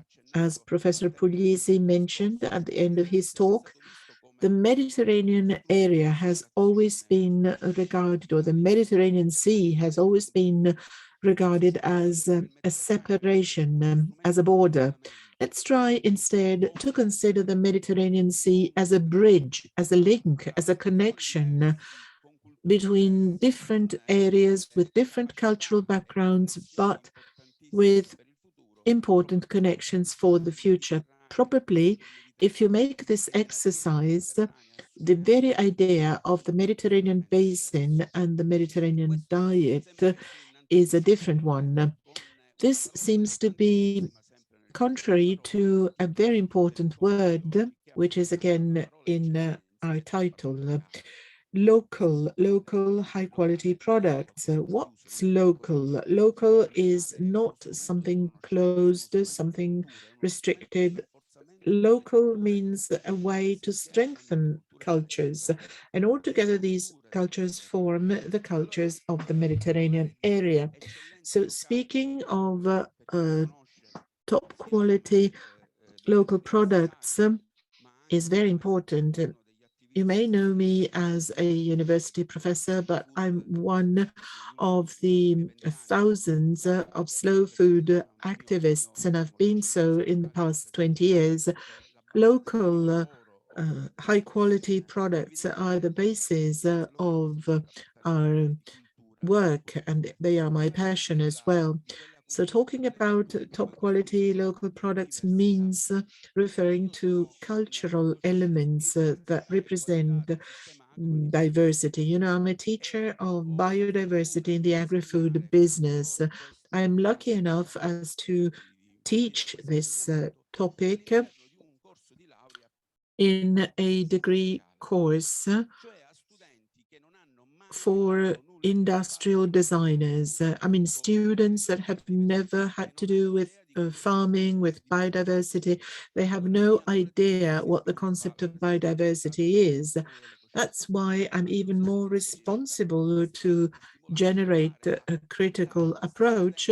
And it's also interesting to take these students who love designing projects to the local areas. There is a degree course which is called Design and Culture of the Local Territories. The territories become most important. The connection among territories is a way to strengthen policies in order to end up building cultures which outlive the current times. I will try and give you an answer, or at least try to give you an answer, because this question is a very complex one. I will say what my opinion is. It's just part of a huge puzzle, which would be the answer to your question. When we talk about diversity and high quality products, very often we relate these two words, high quality products and diversity. You know, I'm more fond of the word diversity than biodiversity, because biodiversity seems to be a too restricted term. I like referring to diversity, cultural diversity as well. And within cultural diversity, you also have the agri-food diversity and territorial diversity. I always like mentioning the word territory and territorial, which has to do with local. In slow food, for more than 20 years, we've worked at cultural diversities. we focused on them with a special approach. Let me say something to explain this a little bit better. I graduated in 1992, and together with my colleague Giuseppe Barbera, we embarked on a series of activities in order to sort of build up the living museum of almond trees within the Valley of the Temples in Agrigento. This was a form of personal success to me. I've always loved biodiversity already when I was a student. And so in a way, I closed this circle of collecting all the varieties of almond trees locally in a collection field. Then from high above the temple, I looked at this field and said, well, there's something missing here.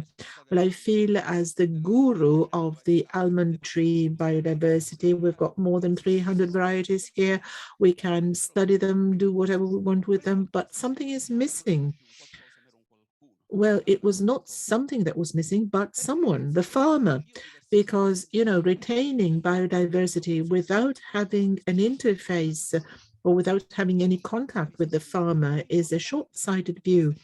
Well, it may be important from the scientific standpoint, but it's not equally important from the point of view of retaining the diversity of cultures.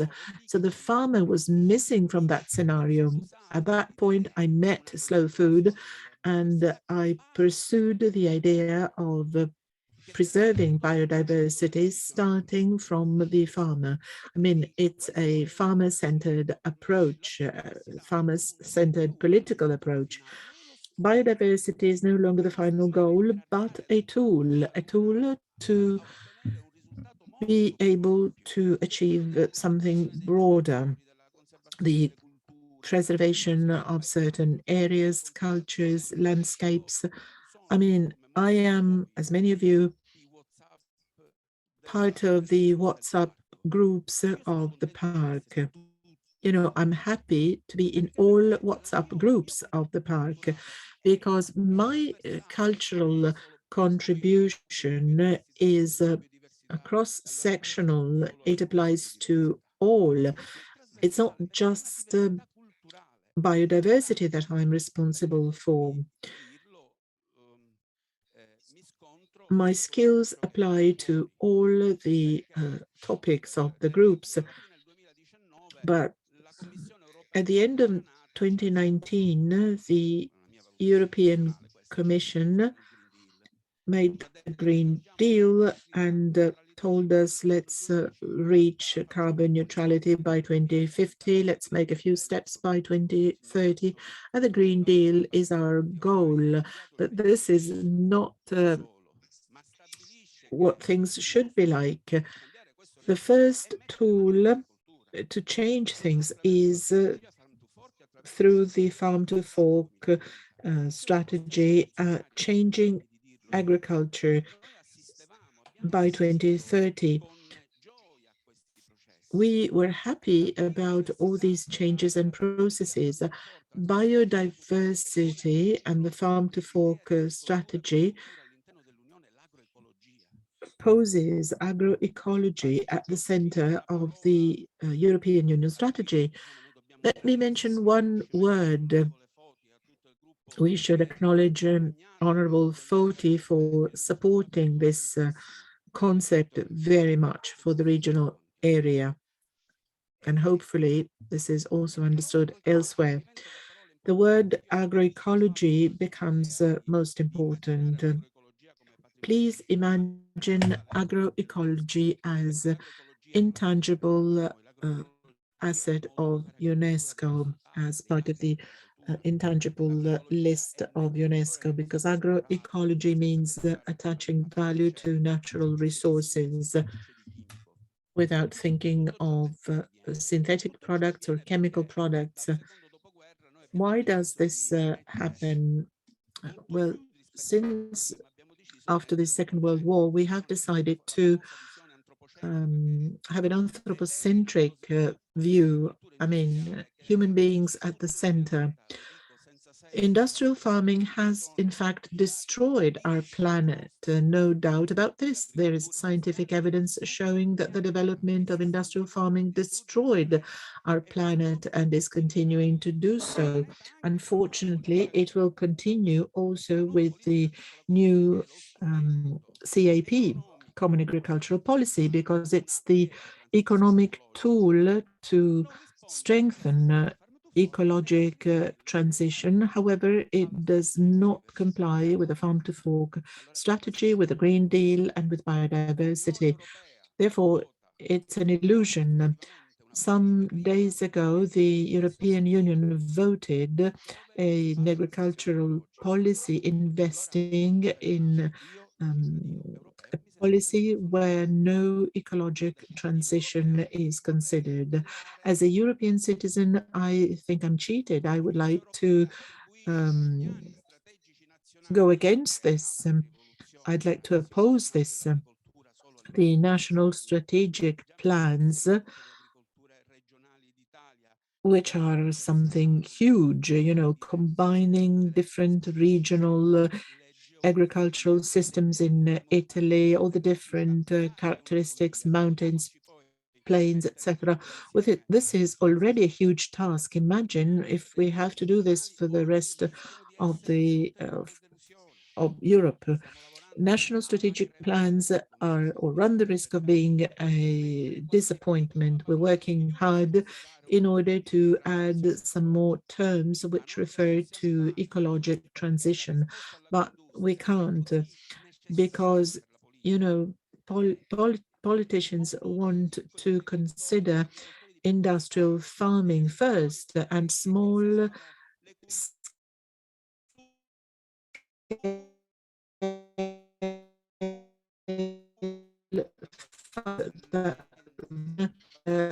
is a cut to world industrial farming.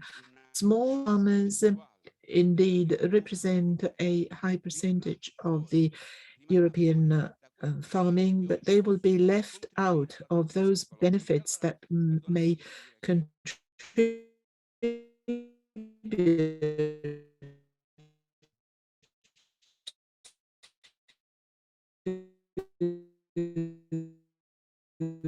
ecological starting a failure because we don't understand what the meaning of ecologic transition is and what type of transition people thought of when they decided to call it this way. It really has no contents. We talked about this with Beppe and Francesco. We started many years ago. Francesco mentioned this in the introduction as one of the main pillars of the park. I mean, the Terra Madre idea, the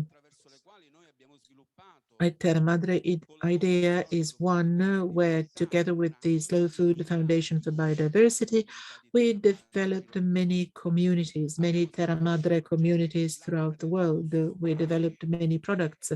The Arca del Gusto, the Arc of Taste, which is a catalog of knowledge. We tried to provide an answer to all these problems in order to increase awareness among people so that everybody understands that every one of us can play a decisive role by choosing a certain lifestyle and by choosing to narrate about our own territory, to tell the others about it. I always tell my students, go around, travel the world, but then come back home, because coming back home brings bringing your heart back and also your knowledge, so as to allow your area to grow further. Your parents have done what they were supposed to do. Now it's your turn. Our responsibility, however, is to give young people a good planet to live in. I won't enter the topic of G20, COP26, etc. I won't go into this because it would be too long. Just let me refer to tools and instruments. The Mediterranean diet is a tool. The Mediterranean lifestyle is also a tool. biodiversity, the preservation of biodiversity can never be a goal. It has to be a tool for strengthening awareness and making everyone aware. We do need an ecologic transition. The National Recovery and Resilience Plan does not refer to the word food. When I received the latest version of the plan, the first thing I did was not read it, but I looked for food, for the word food, which is not there. In a national recovery and resilience plan in Italy, the word food is not even mentioned once, not because we like eating, but because food is a way to build sustainability policies. The Stockholm Resilience Center, which worked very much on the 17 SDGs of Agenda 2030, has reconsidered these objectives, these goals, trying to find a common basis for all. And this basis is food. Food is the basic connecting element. In other words, agriculture. Food is farming. In other words, we need sustainable agriculture. We need sustainable agricultural models, and we need agroecology as well. We also need a community vision, because it's only by so doing that we can have relations among people and develop local areas. So the first park of the Mediterranean lifestyle has great responsibility for this, but we also have enormous responsibility to provide a contribution, first of all, with our hearts and then with our experience. Thank you. Well, a very powerful talk, I must say.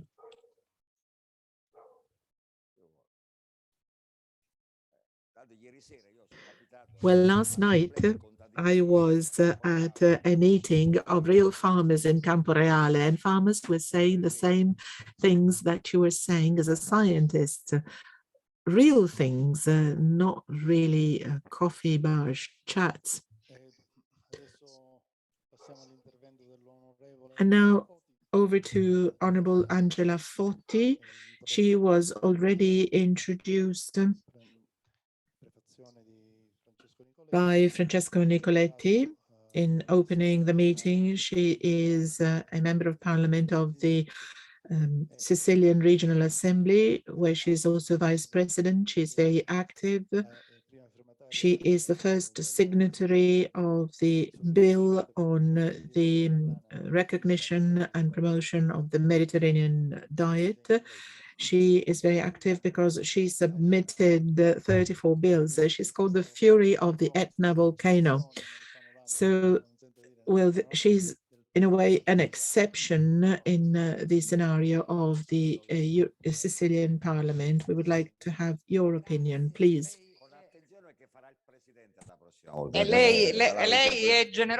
Let's pay attention to her. She might become the president soon. I'm really excited to talk about this topic. On the one hand, I'm glad that Mr. Puglisi and Mrs. Moore have left, because what could I add to their wonderful speeches? At an emotional level, Mr. Sottile was really helpful, because he didn't talk as a scientist, but rather as an inhabitant of this region. And he highlighted some of the schizophrenia, some of the bipolarism, so to say, that exists in this region. And when I think about these contradictions, I'm really worried about what future generations think about it. Think about us. I see there are a couple of students who resist and were still here with us, and I'm wondering what they think about what we're doing, because at an international level, there are a lot of wonderful texts, a lot of agreements. There are a lot of studies of different nature, anthropological studies, chemical, physical studies. And so what?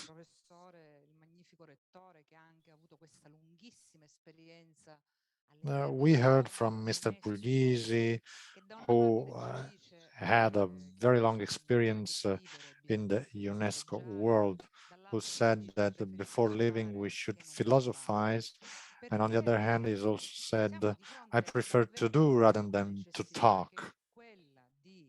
Indeed, we are faced with the needs of a territory, our region,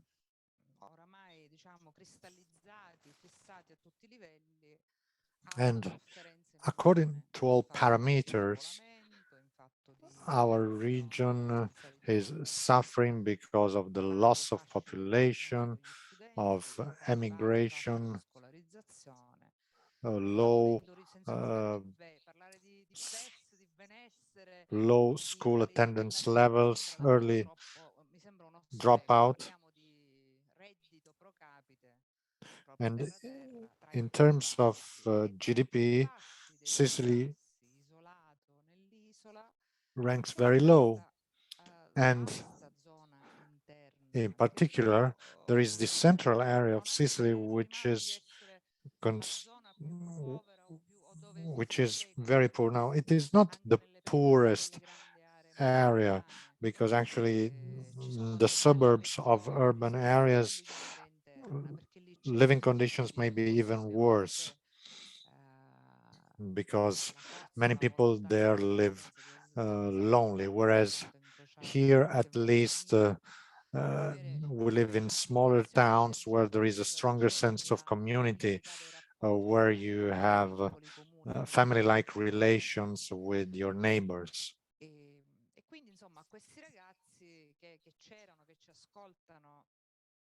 So the young people who are here or who are listening to us really need something from us. We need to build something for them. And I think that the Park of Mediterranean Lifestyle is a very good idea. Already in my past term as member of the regional parliament, I had worked on a number of guidelines concerning regional food specialties.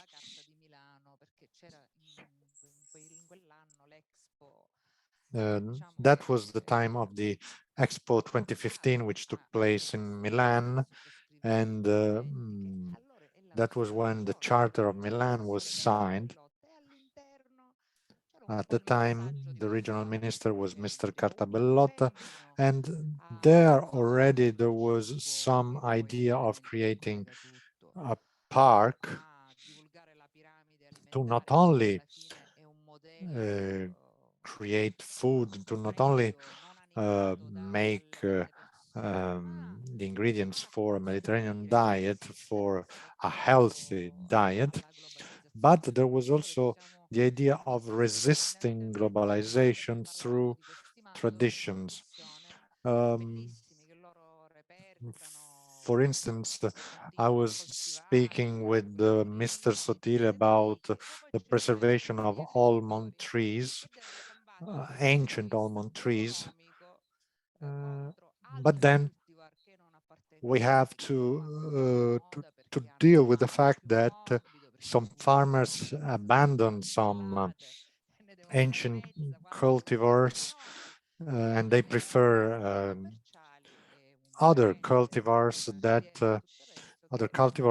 are more resistant and that are more appealing to the market. So there are still only few heroic farmers who try to preserve ancient cultivars. But what we need is not heroes. We need a different approach. Unfortunately, the common agricultural policy contains some negative aspects, and there has been a rift in the political world about the new CAP.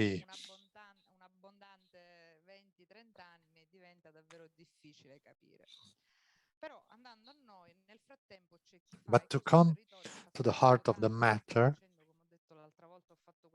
in our territory, as I said during the inauguration session, there are some people working effectively. We need to have a bottom-up approach, building on associations, community-based organizations, which try to preserve local identity. And this is why last year I tried to think about what I could do in order to help your project. I found out that our region has not passed any bill yet to recognize the Mediterranean diet, and that's why I drafted a bill number 896, on the recognition and promotion of the Mediterranean diet. In 2020, we celebrated the 10th anniversary of the UNESCO recognition of the Mediterranean diet.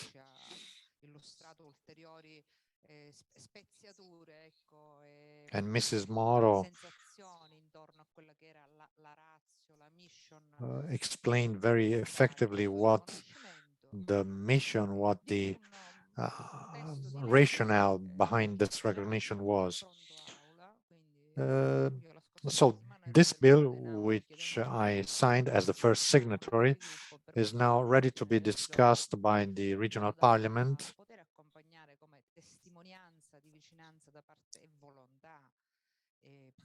And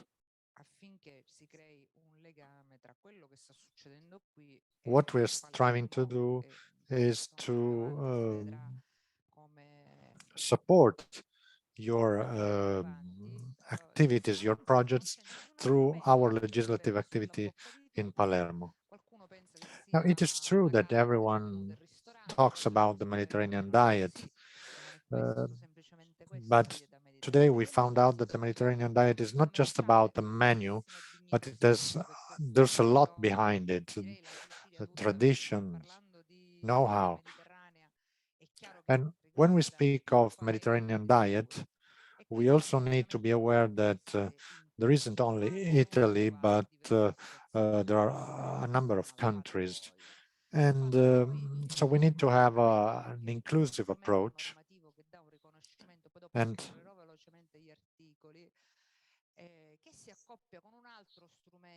this bill will work in combination with another resource, with another tool, which our region was the only one to elaborate.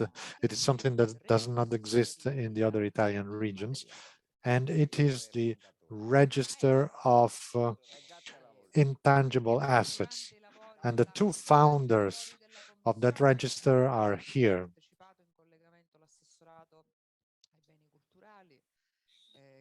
The regional minister for cultural heritage always took part in the proceedings of the working group on the register.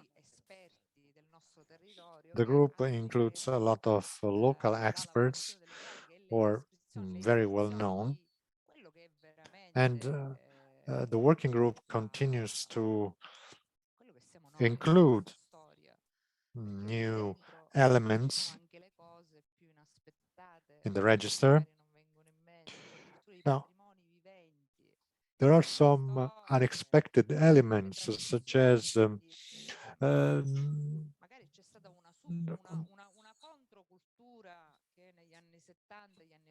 such as ballad singers, storytellers, and through this register of intangible assets, we're trying to preserve Sicilian culture, the tradition, even the dialect, holy and lay events, traditions, something which is very attractive to visitors from outside. All of these traditions really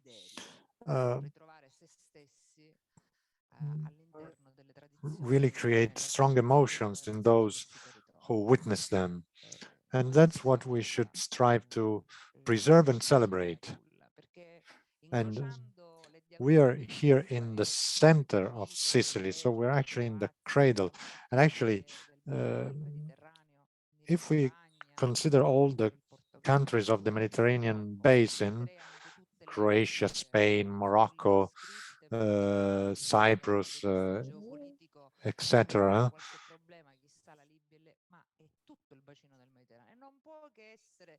And if you consider all of these countries, Sicily is right at the center.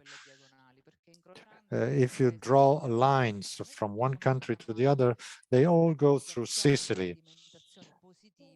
And Sicily is a positive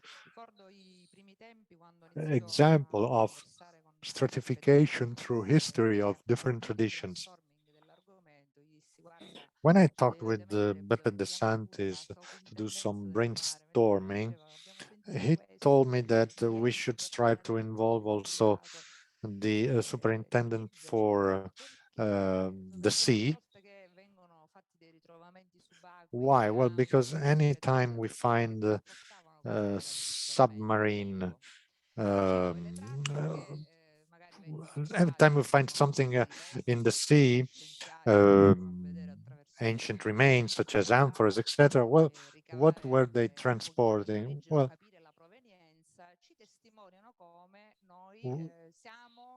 we realized that they were transporting goods that we are still using today, and we should strive to preserve the traditions. Unfortunately, globalization has had some negative impacts, also at a political level. I heard one of the previous speakers talk about agroecology. Now, I have a considerable experience in agroecology, in particular, together with my colleague Valentina Palmeri. We made a major effort, a huge effort, to fight against the lobbies of the agri-food industry in order for Sicily to pass a law on the recognition of the definition of agroecology. Agroecology is not a modern thing. It is something extremely old. It's an ancient concept. It is what we had tried to pass already in the past through the passing of a law on rural traditions. And at the time we failed because of the strong resistance by the agri-food industry. This time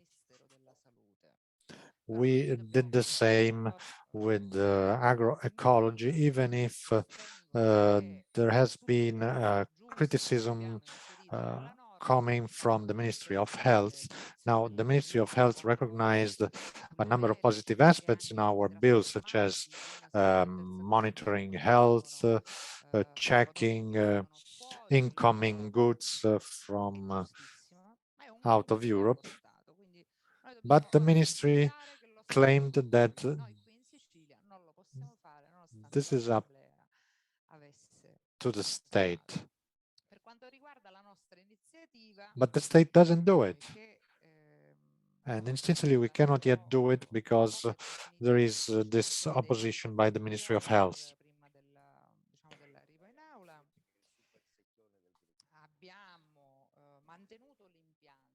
Now, in this bill which I signed, we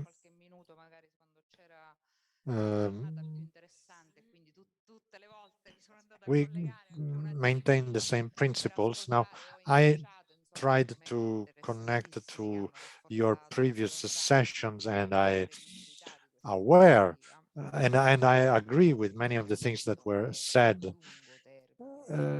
Of course, your project is a long-term project. You will need to be resilient and to be able to adapt to work on education and the training of young people. Because what we need to do is to build long-lasting pillars, solid foundations for the future. As Beppe said, we don't want to just use money through this resource, but we want to use this money effectively in order to build something in the long term and for the good of the whole of Sicily. Of course, this is an initiative that takes place in the center of Sicily, but which will benefit the whole of the region. Sicily should be seen as a whole. This is its strength, and this is also how it is well known at a global level.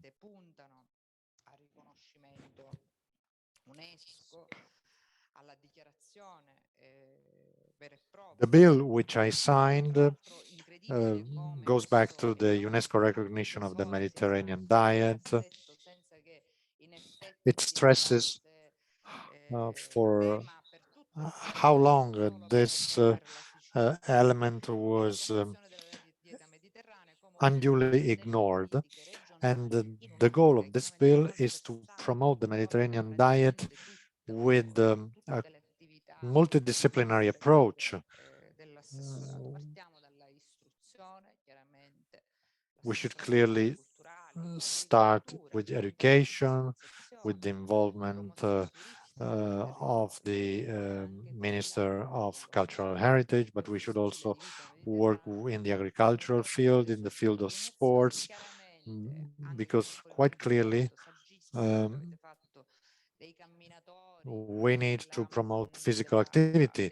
And I really appreciate the fact that you involved local associations which organized walking itineraries in the area.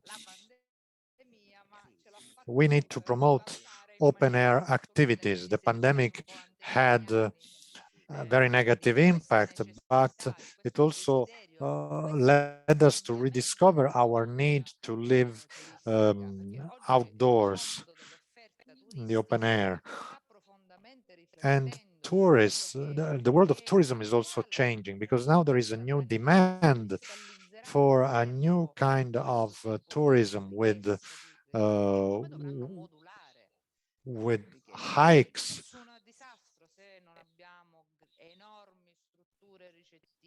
So it is not a problem if we only have small villages and we don't have many hotels, because actually a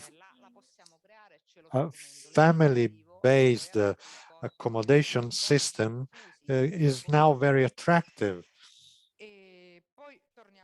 We have a network of small municipalities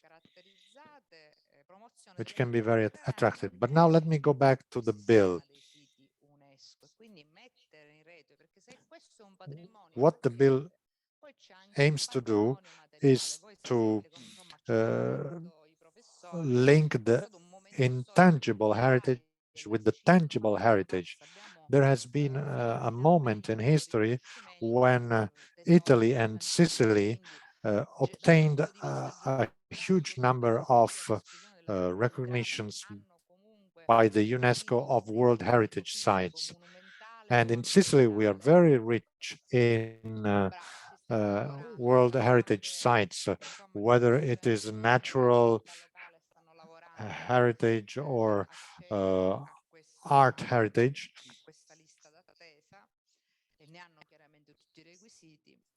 And we would have many other sites that could apply for inclusion.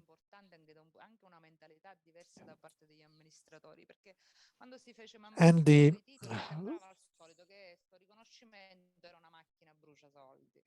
at the time, we feared that obtaining the recognition of as a World Heritage Site would only be a way to spend a lot of money. But actually now the administrators are aware that that they can be effective also to promote economic development. And now there are a number of municipalities which are working together, as in the case of Noto or Piazza Armerina. So now the municipalities are getting used to working together, and what we are putting forward is to have a strategy that combines tangible and intangible assets. How can we attract tourists here as well in the area of Caltanissetta? We don't have strong, tangible assets. We do have some wonderful works of art, but they are scattered in many different locations. So what we need to do is to build a collaboration of municipalities and local authorities.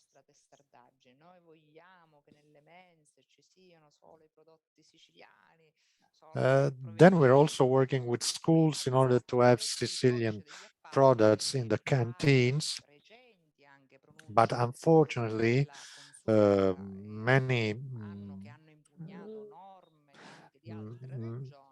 different regulations on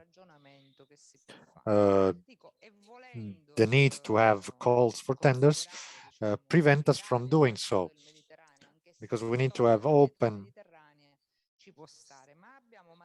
calls for tenders. So we cannot have solely Sicilian products, but we can at least have the Mediterranean diet in canteens. And that's what we are trying to do with our bill. This is something very important, in my opinion. Well, as I said, we tried to include the need to have Sicilian products, but that was legally not possible. So that's why in this bill, I included the need to follow the Mediterranean diet in school canteens. And this is giving the opportunity to a lot of canteens to use local products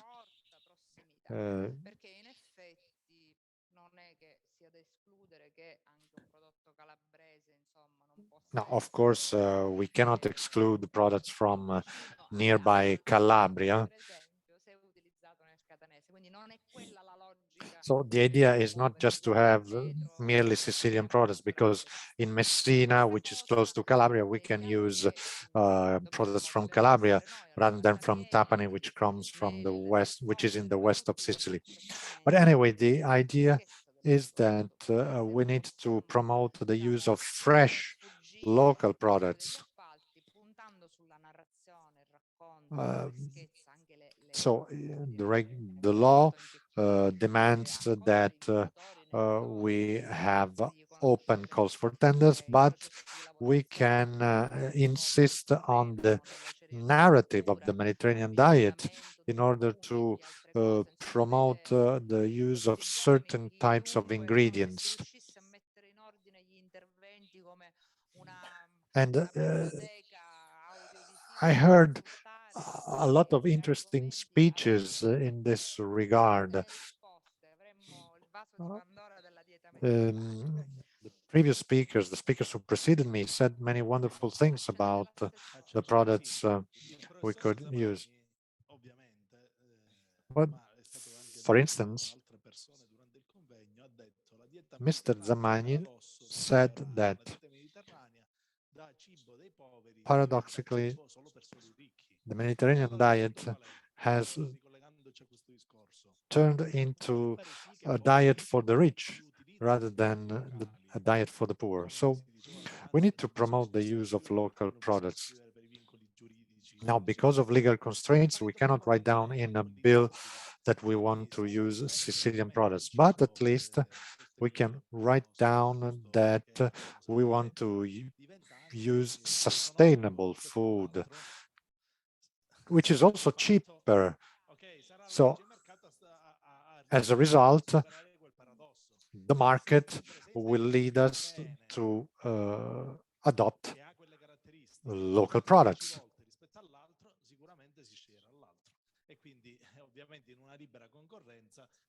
So what we need to do is to make an effort to overcome the paradox of the Mediterranean diet becoming something for the rich.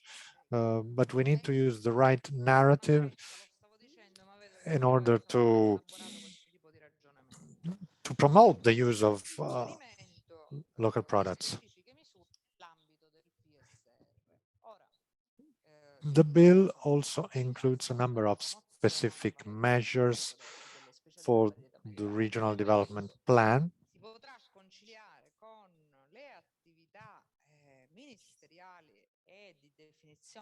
How can we reconcile our initiatives with the activities of the ministry? By the end of the year, we should have the new National Strategic Plan on Agriculture.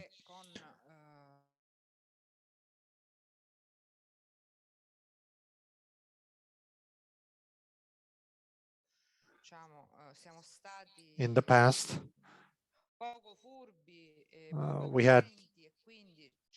we didn't pay enough attention to the first and to the second pillar, which led to eroding resources.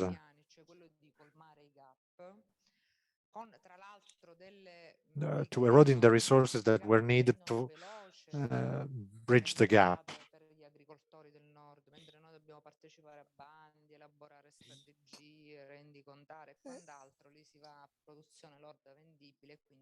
In the north, the procedures to provide grants to farmers are much quicker because they're based on the quantity of products that you sell. Whereas here we have to go through lengthy procedures. Quite frankly, I don't know what the results of the collaboration between the regions and the state will be with regard to the national agricultural plan. We're going to hear from senators from other regions. Unfortunately, there is too much political fragmentation at the regional and national level, maybe even at the European level. And this political fragmentation leads us to self-damage ourselves. And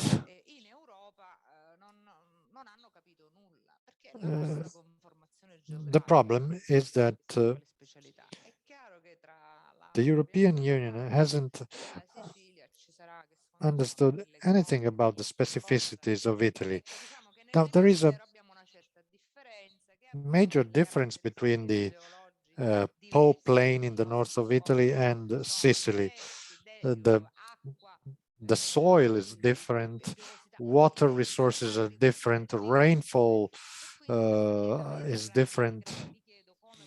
So there are actually differences between the north and the south of Italy, also in terms of Mediterranean diet. We cannot be all identical. So it's as if the European Union was trying to use the same parameters for the whole of the Mediterranean, which is not possible. I mean, you cannot homogenize everything. That would be a monstrosity.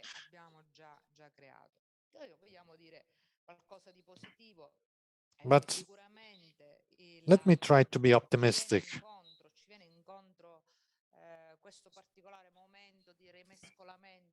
We are living at a time in which demand is changing in all sectors. And I must say that you have worked very well to meet the new demands of the market.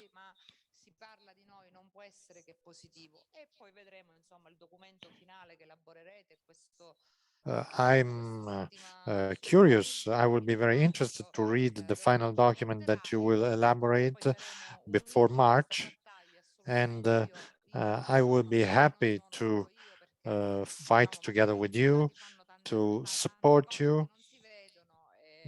Maybe I won't be the only one, but there will be other members of the regional parliament willing and ready to help you. Thank you. Well, I think we really need to re-elect Mrs. Foti to the next regional parliament. Here we are bringing together all the best resources we have.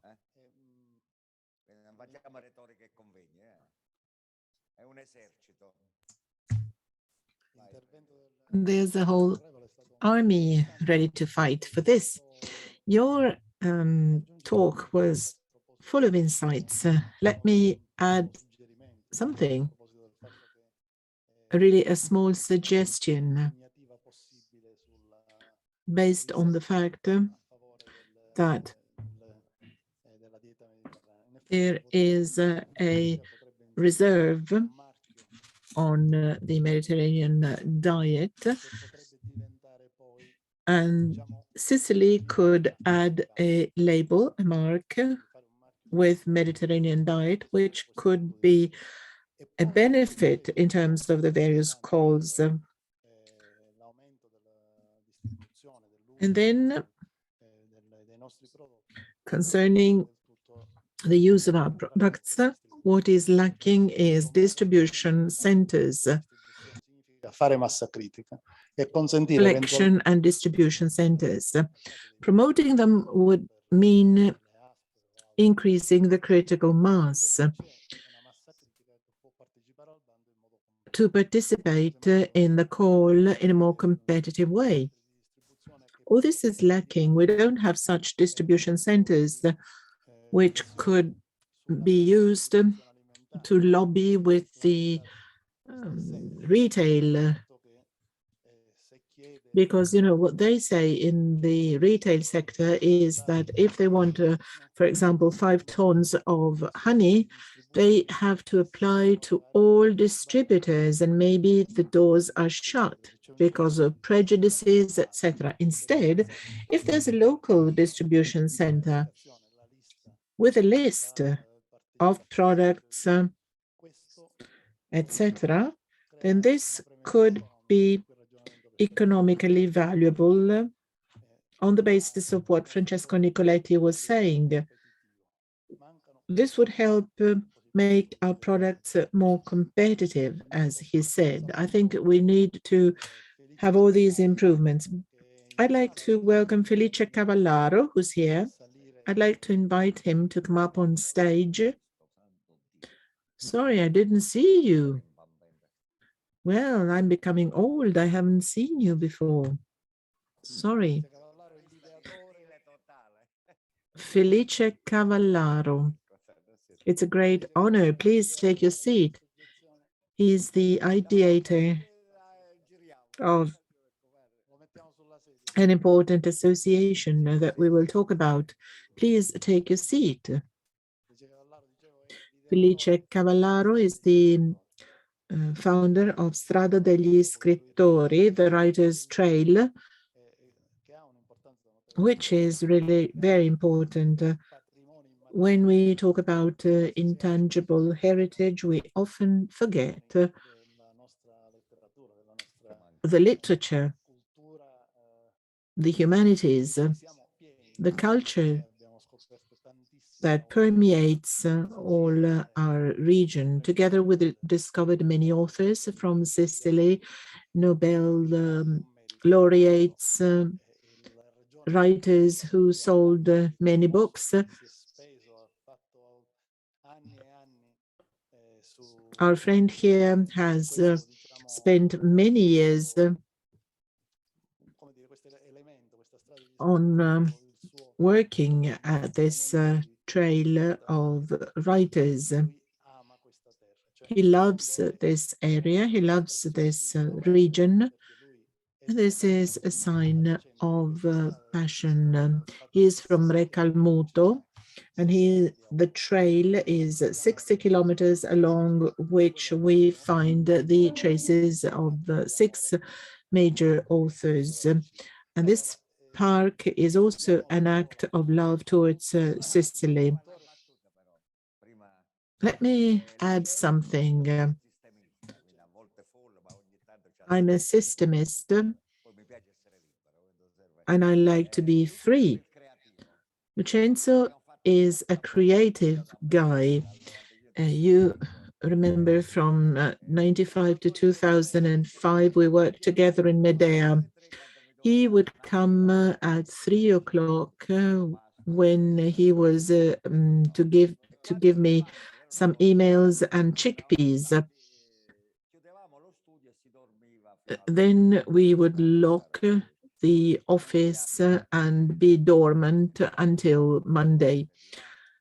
He's gained a huge experience on this, and as he will describe, he built a lot. He established many connections and relations with extraordinary men and women from all over the Mediterranean area. He is a sort of ministry of foreign affairs for a minister for foreign affairs in Sicily. You are one of the co-pilots of this spaceship.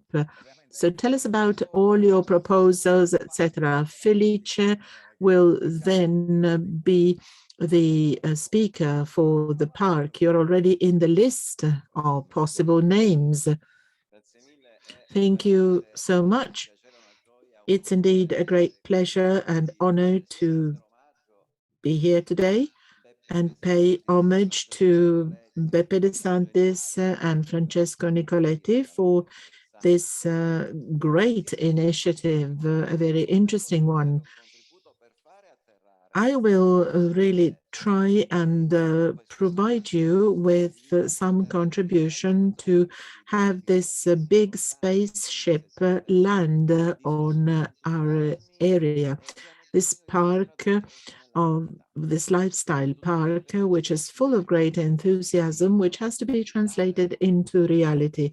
We're all here in a spirit of providing real contributions and creative contributions. I think Marco from the help desk will have to help me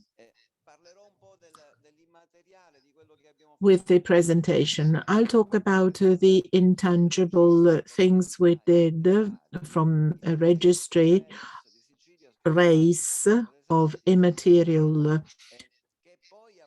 assets developed with Mr. De Santis. This led to the implementation of RAIL, the registry of immaterial assets available locally in 100 municipalities. We ended up having 330 intangible assets, which represent what Honorable Foti was referring to before. I mean, this is central to what we're talking about, the wine and food industry, with all its knowledge handed down from one generation to the other. This is very important. You know, in these registries, there's always an important component related to cheese making, torrone, modica chocolate, salting of bluefish, and also the swordfish, conventional fishing in the Strait of Messina, and also the Favignana tuna fish processes. There would be many more examples, and this is culturally speaking very important. This adds value to all these products. It's an important process which extends the borders of the Mediterranean diet from a lifestyle. You also extend the whole discourse to ceremonies, rituals, habits. Here you see, for example, the I pani di Salemi that we hosted in Palazzo Bonocore. Historically, this is a very important moment because usually certain traditions have pre-Christian origin. And we need to also celebrate the movement from one production cycle to the other. I pani di Salemi, le feste di San Giuseppe, they are a collective prayer.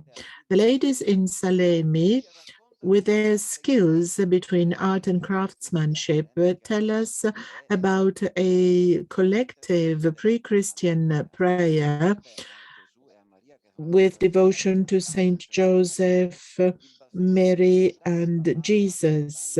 You see the palm and the bread in the forefront of the table. And this is a common prayer because the passage from the wintertime to spring and sowing should give good harvesting, good crops. So the Mediterranean diet fits well within this in a holistic way, which includes all our ceremonies, all our feasts, all our celebrations, the patron saints, etc. This is a multimedia exhibition that we hosted, a multimedia museum on intangible assets, and also in the transition from spring to summer, you have the feast of San Giovanni.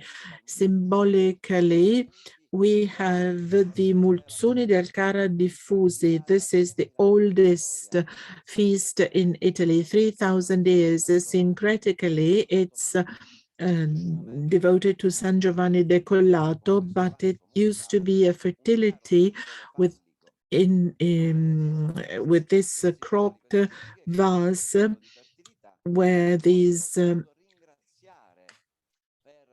elements come out, thanking for the crops. And also Il Ballo della Cordella di Petralia Soprana. There are 12 couples dancing, representing the 12 months of the year, and it's a rite for thanking because of the crops. Some images, I thought of showing you some images because they are really representative. And also the part about sowing, the cycle of bread. These are all elements written in the registry of intangible assets and heritage in Sicily. Well, this is something we have proposed thanks to the European Commission through projects of international cooperation. This has been like this since 2008. Here we have Jesse Marsh and many others. We have started this in the Murcia region in Spain, and also in Evora, Portugal, in Malta. We've done this in Greece with the Les Voyages de la Connaissance, a cross-border project funded by the European Union. We have a list of intangible heritage in Tunisia, And we have also created multimedia museums in Hammamet, in Tunis, and also an additional project for international cooperation funded by the European Union. We also created a Mediterranean path for intangible heritage in Byblos, where another multimedia museum is located. Let me now talk about another path which has to be narrated. It's a tradition which fits in a context of living culture. In my opinion, we have to betray tradition so that tradition, the living tradition, stays alive through contemporary aesthetic codes. This takes place in the narrative and communication part. The betrayers in this process that we have implemented for a few years in the IART projects led to an artistic movement on identity with the participation of lots of artists. Starting from this project involving more than 1,000 artists and more than 300 events, there was a music festival. Paolo Fresu invented a CD on tradition, a sort of contamination of his music path. It was a great event, a great festival where historic centers showed the staging of many performances. They all took inspiration from the Registry of Intangible Heritage. This was the starting point for all artists so that they could interpret with their own artistic code the intangible heritage of Sicily, which was interpreted by them through performances. 200,000 people attended those events. This is another project we carried out on the same topic. This is probably one of the works that you have all seen, the silos in Catania, drawing inspiration from the Sicilian mythology.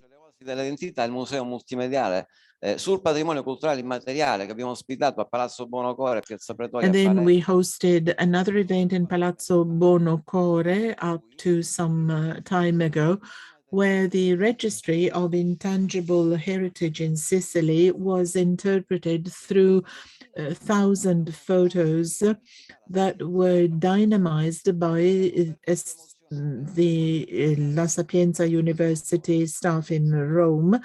And through the rooms of Palazzo Bonocore, we saw a spectacular performance showing the intangible assets of Sicily. All the books were presented, also the wine and food dimension.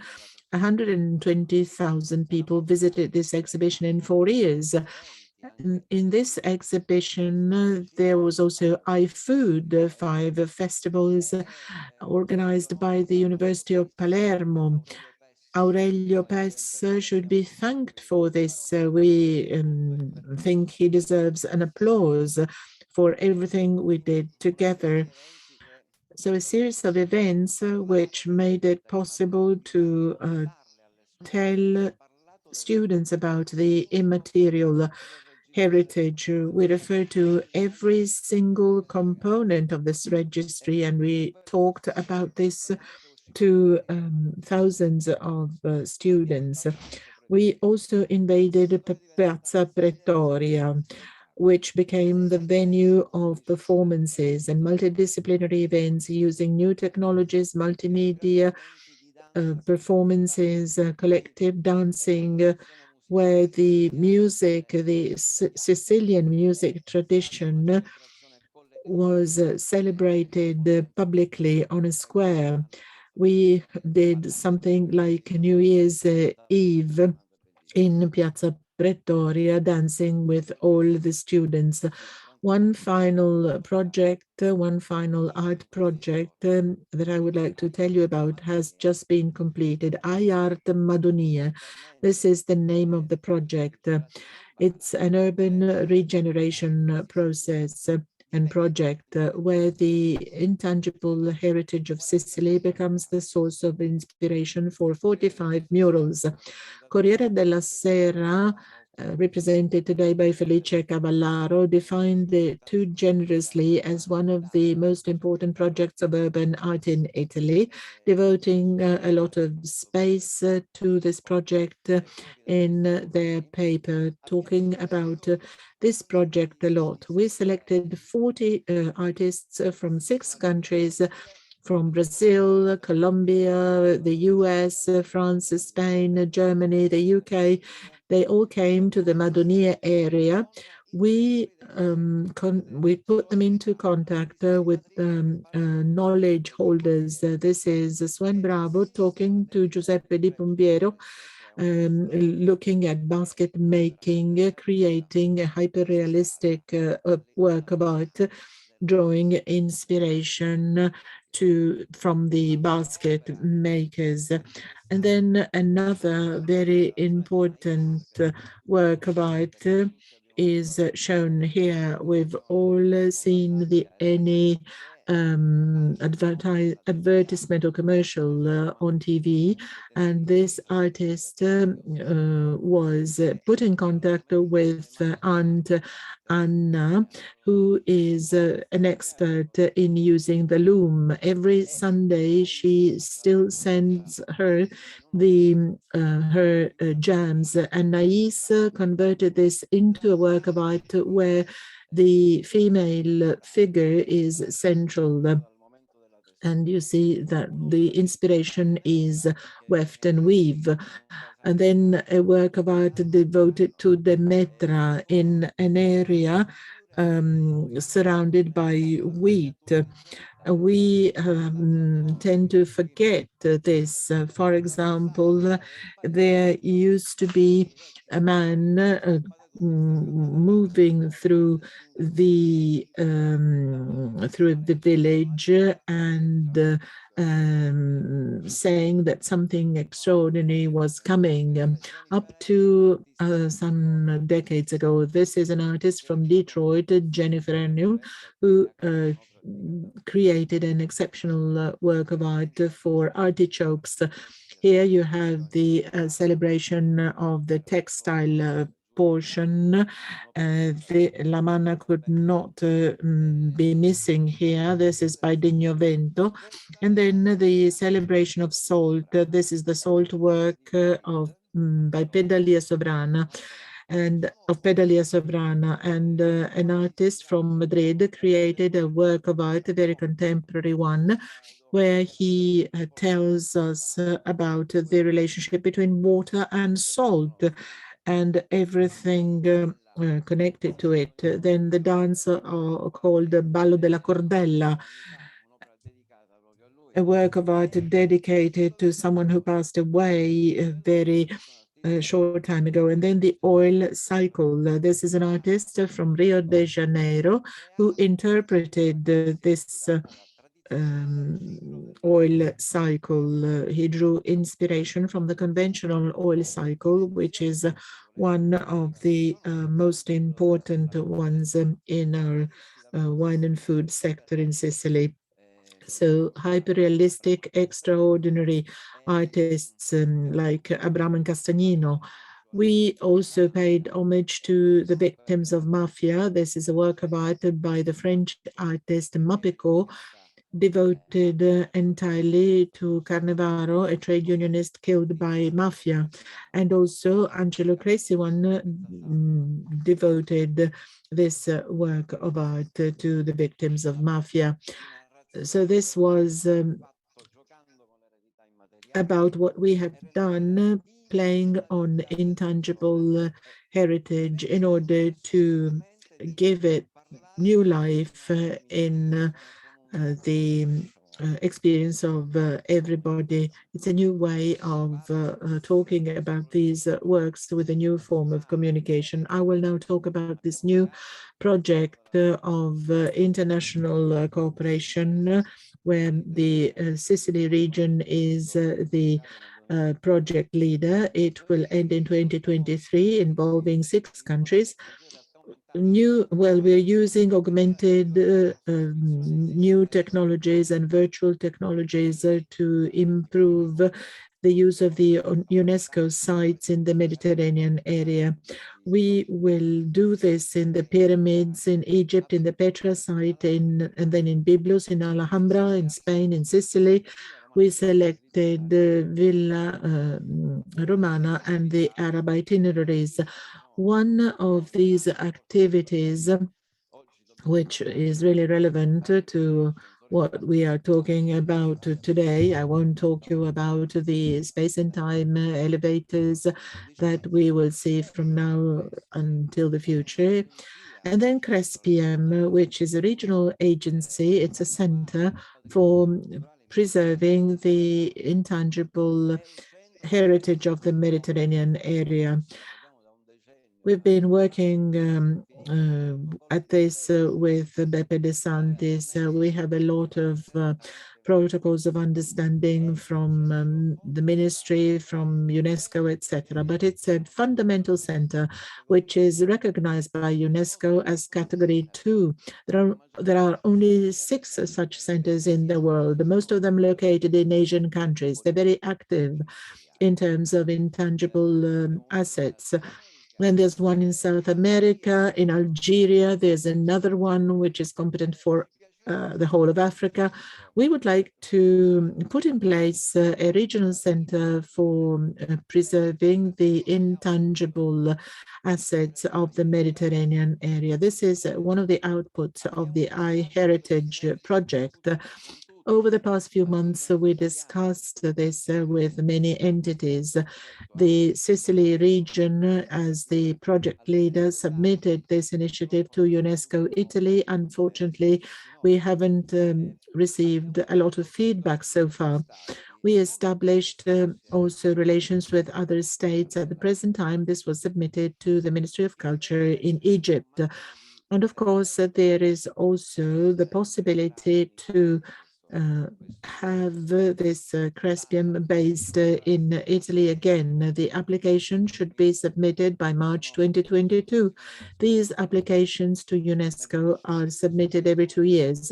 The recognition as this center in category 2 is very important because it becomes the UNESCO accredited center with competence on the coordination of the intangible policies for the Mediterranean area. I will now launch a challenge.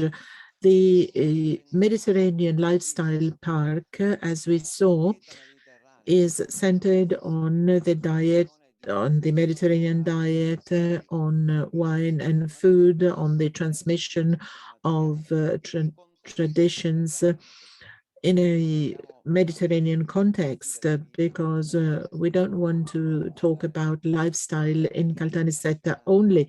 We're referring to an international park which encompasses many lifestyles, many Mediterranean lifestyles. Now, within this setting, and I'm pretty sure that the lifestyle park will be implemented and CRESPIEM will take shape. We have memorandums of understanding which have been developed already, so it will become a reality.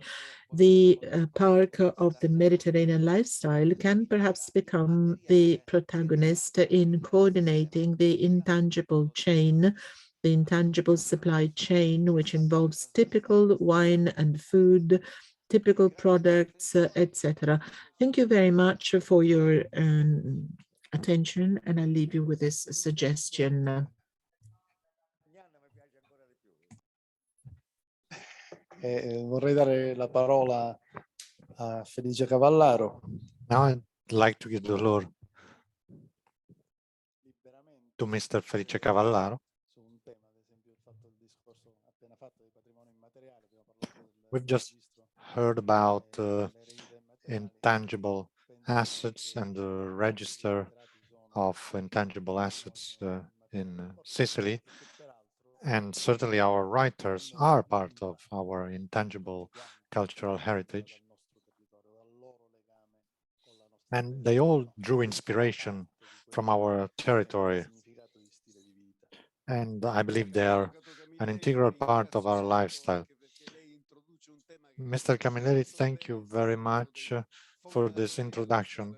You know very well what you're talking about because you were among the founders of the Strada degli Scrittori, the Writer's Trail.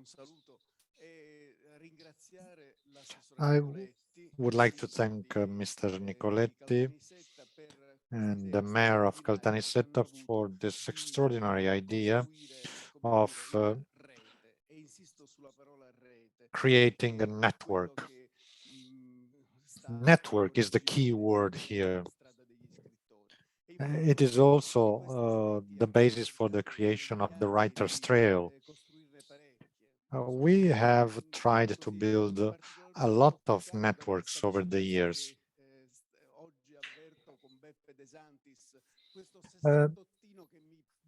Today I'm very happy to be here with Mr. DeSantis, a sort of preacher of utopia. There are a lot of utopias that failed, and yet we're still here. We resist and we keep on pursuing something for Sicily. Sicily, which needs to be united. But unfortunately, there is still a lot of fragmentation in Sicily. Even within the same town or within the same neighborhood, there is fragmentation. Now, we sometimes have arguments about the best wine, and when we strive to celebrate a writer like Rosso di San Secondo, we find it hard to gather even a limited number of people who should be there. So that breaks the magic of the utopias we still pursue.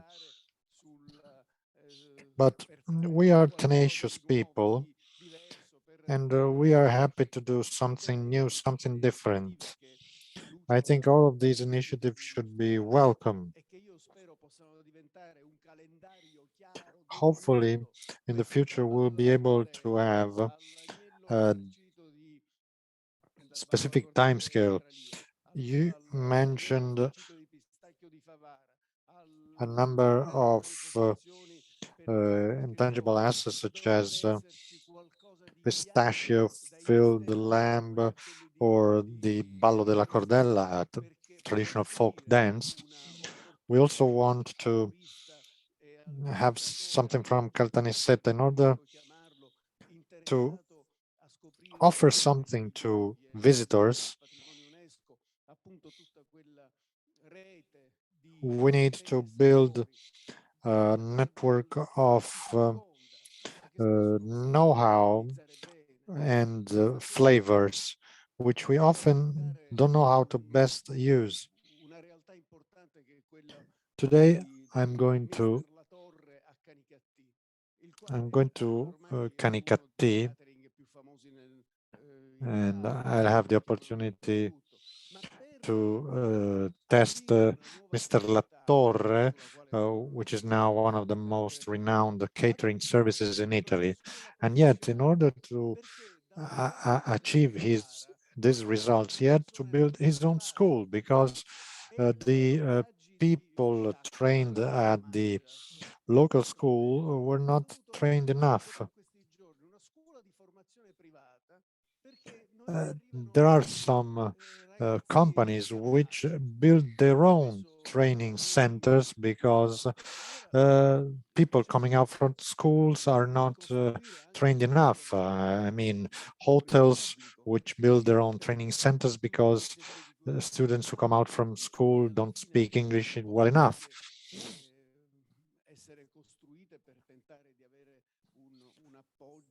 But we should try to engage the public institutions in order to create networks and to share know-how and skills, but we also need to involve private entities and private individuals, because the only way we can build a viable future for younger generations is to do so and to involve public and private stakeholders. When I talk about the writer's trail, I try to involve restaurant owners, hotel owners, the owners of dairies, visitors. They are the ones we need to work with in order to build something viable, something good. Because opportunities do exist. We have previously mentioned gardens. There is a wonderful garden here in the surroundings where you can smell jasmine, tropical fruits. But where you can also see farmers at work who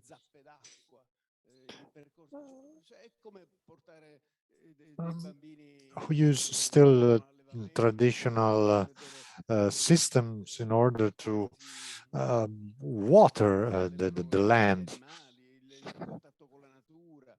It would also be nice to bring children to see how animals are bred. And we need tourists. We need to bring tourists not only to the wonderful Doric temples, but also we should involve them and show them how archaeological sites are made, how archaeologists work. And in order to do so, we need to find common ground, because otherwise, if we still live and work separately from each other, then we won't be effective.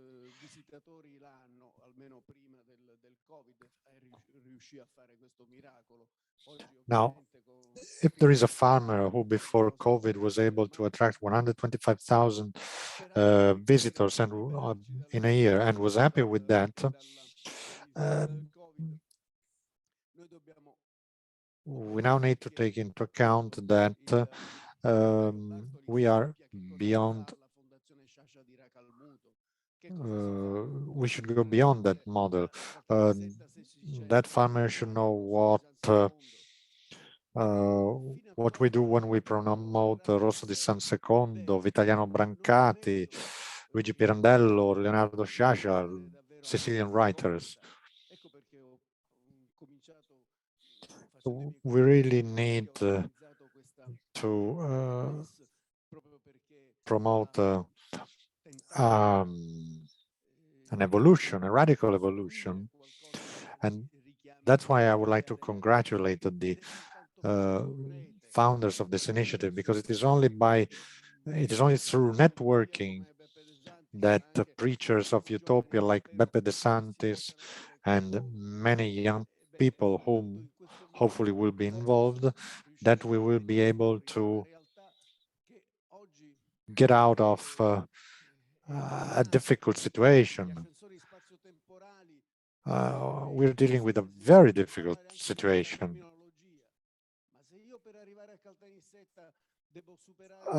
At present, in order to reach Caltanissetta, you have to drive on a highway with a lot of problems, a lot of construction work, or you can see landfills or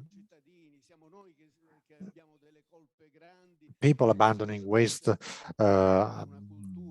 along the street, along the roads, and we should all do something to, to solve the situation. We should all play our part. But all this can only be effective if we are able to create a network in which we all recognize ourselves. The writer's trail was quite a trivial idea.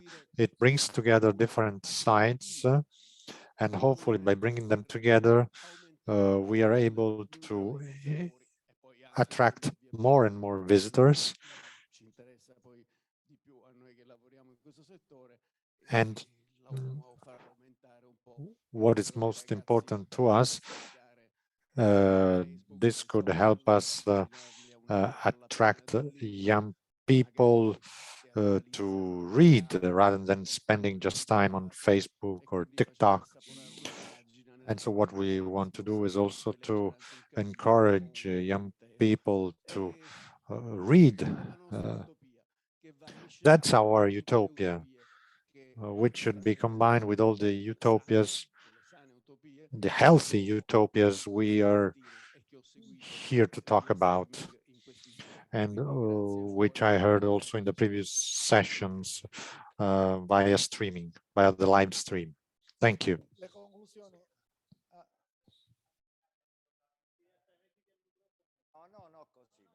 Now, I'd like to give the floor to Beppe De Santis for the conclusions. No, thank you. It's not necessary. I would like to thank all our guests. Well, I would like to greet you all on behalf of the mayor of Caltanissetta, who had to leave us because of a meeting with the prefect because of the pandemic. I'd like to go back to what Mr. Cavallaro has just said. The park is indeed a network of networks. Indeed, we realized that each entity, each network was following separate roads, very positive roads, but they were all separate. So what we needed was not to create yet another high quality network, but to bring them all together. That would be a way to strengthen all of us. And I believe that this 5-day event clearly proves it. We heard several people say that the only thing we can do is to have a wide-ranging initiative that would bring together all of the community. And by community, I mean not just the administration, but actually all the individuals and entities.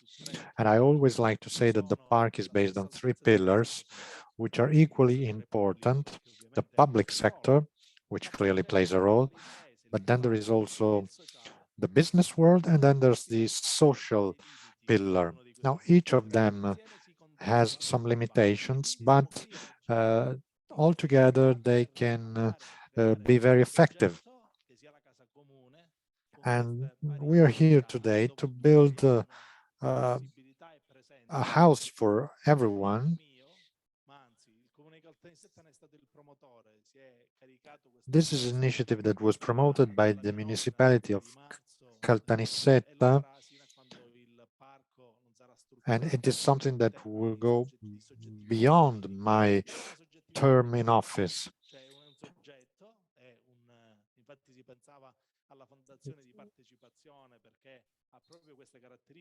The idea of the park is something that brings together different entities and that promotes the networking of different networks.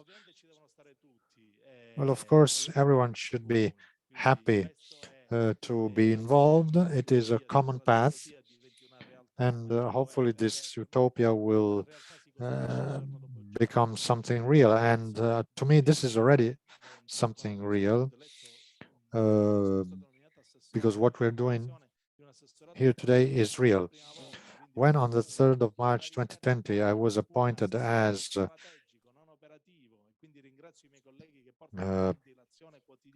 local councillor, I was given the opportunity to work at a strategic level to build a long-term project. The park project is a long-term one. It is not something that will end after one term in office, but it's something that we're building for our children. And it is something that will grow stronger and stronger as we involve more and more stakeholders. So I was appointed on the 3rd of March, 2 days before the official declaration of the pandemic. And there were only 2 of us when we began. But look at how many of us are taking part in this 5-day event. So this means that the seed is growing.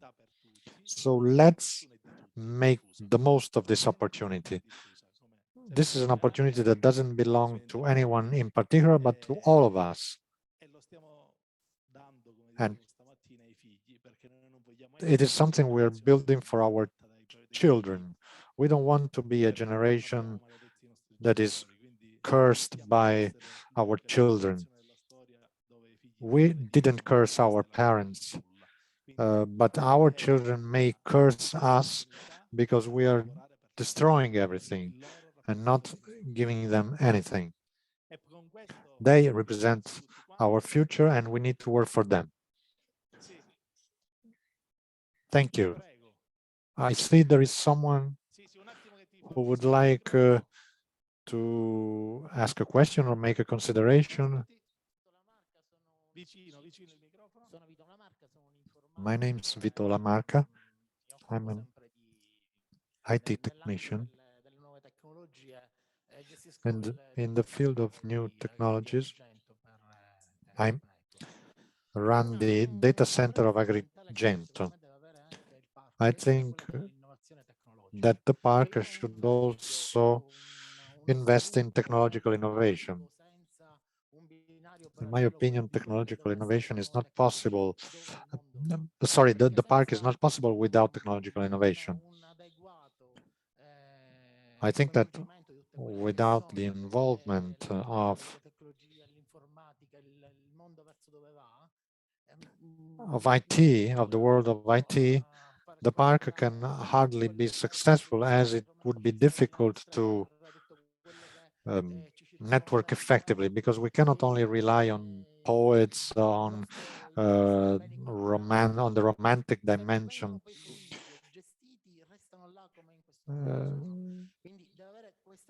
So I think it is necessary to include also the technological dimension. And in Sicily, we do have the technological skills. There are at least 200,000 IT technicians who left Sicily, and the park could be an opportunity also to bring them back. Well, actually, the title of this 5-day event is Tradition, Innovation, and Generativity. So we never thought we would do without innovation. And actually, when you think about it, we are live streaming the event. So this is also innovation. So we are using innovation. We earlier said that it is necessary to balance different aspects. We need to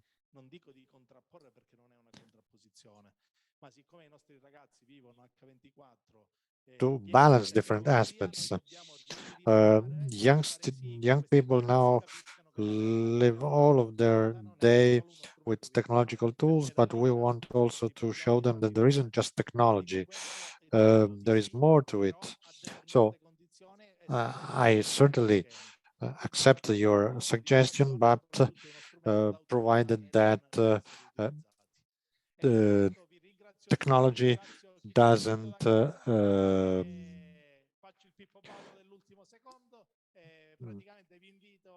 have a negative impact on all the rest. Having said that, I would like to conclude the morning session. Now we're going to have a light lunch. This won't be live streamed. The food will be live streamed only to the 8 technician who just took the floor. Then we will be back here at 3 p.m. We are going to have private, public, and stakeholders all together. Thank you. Thank you very much.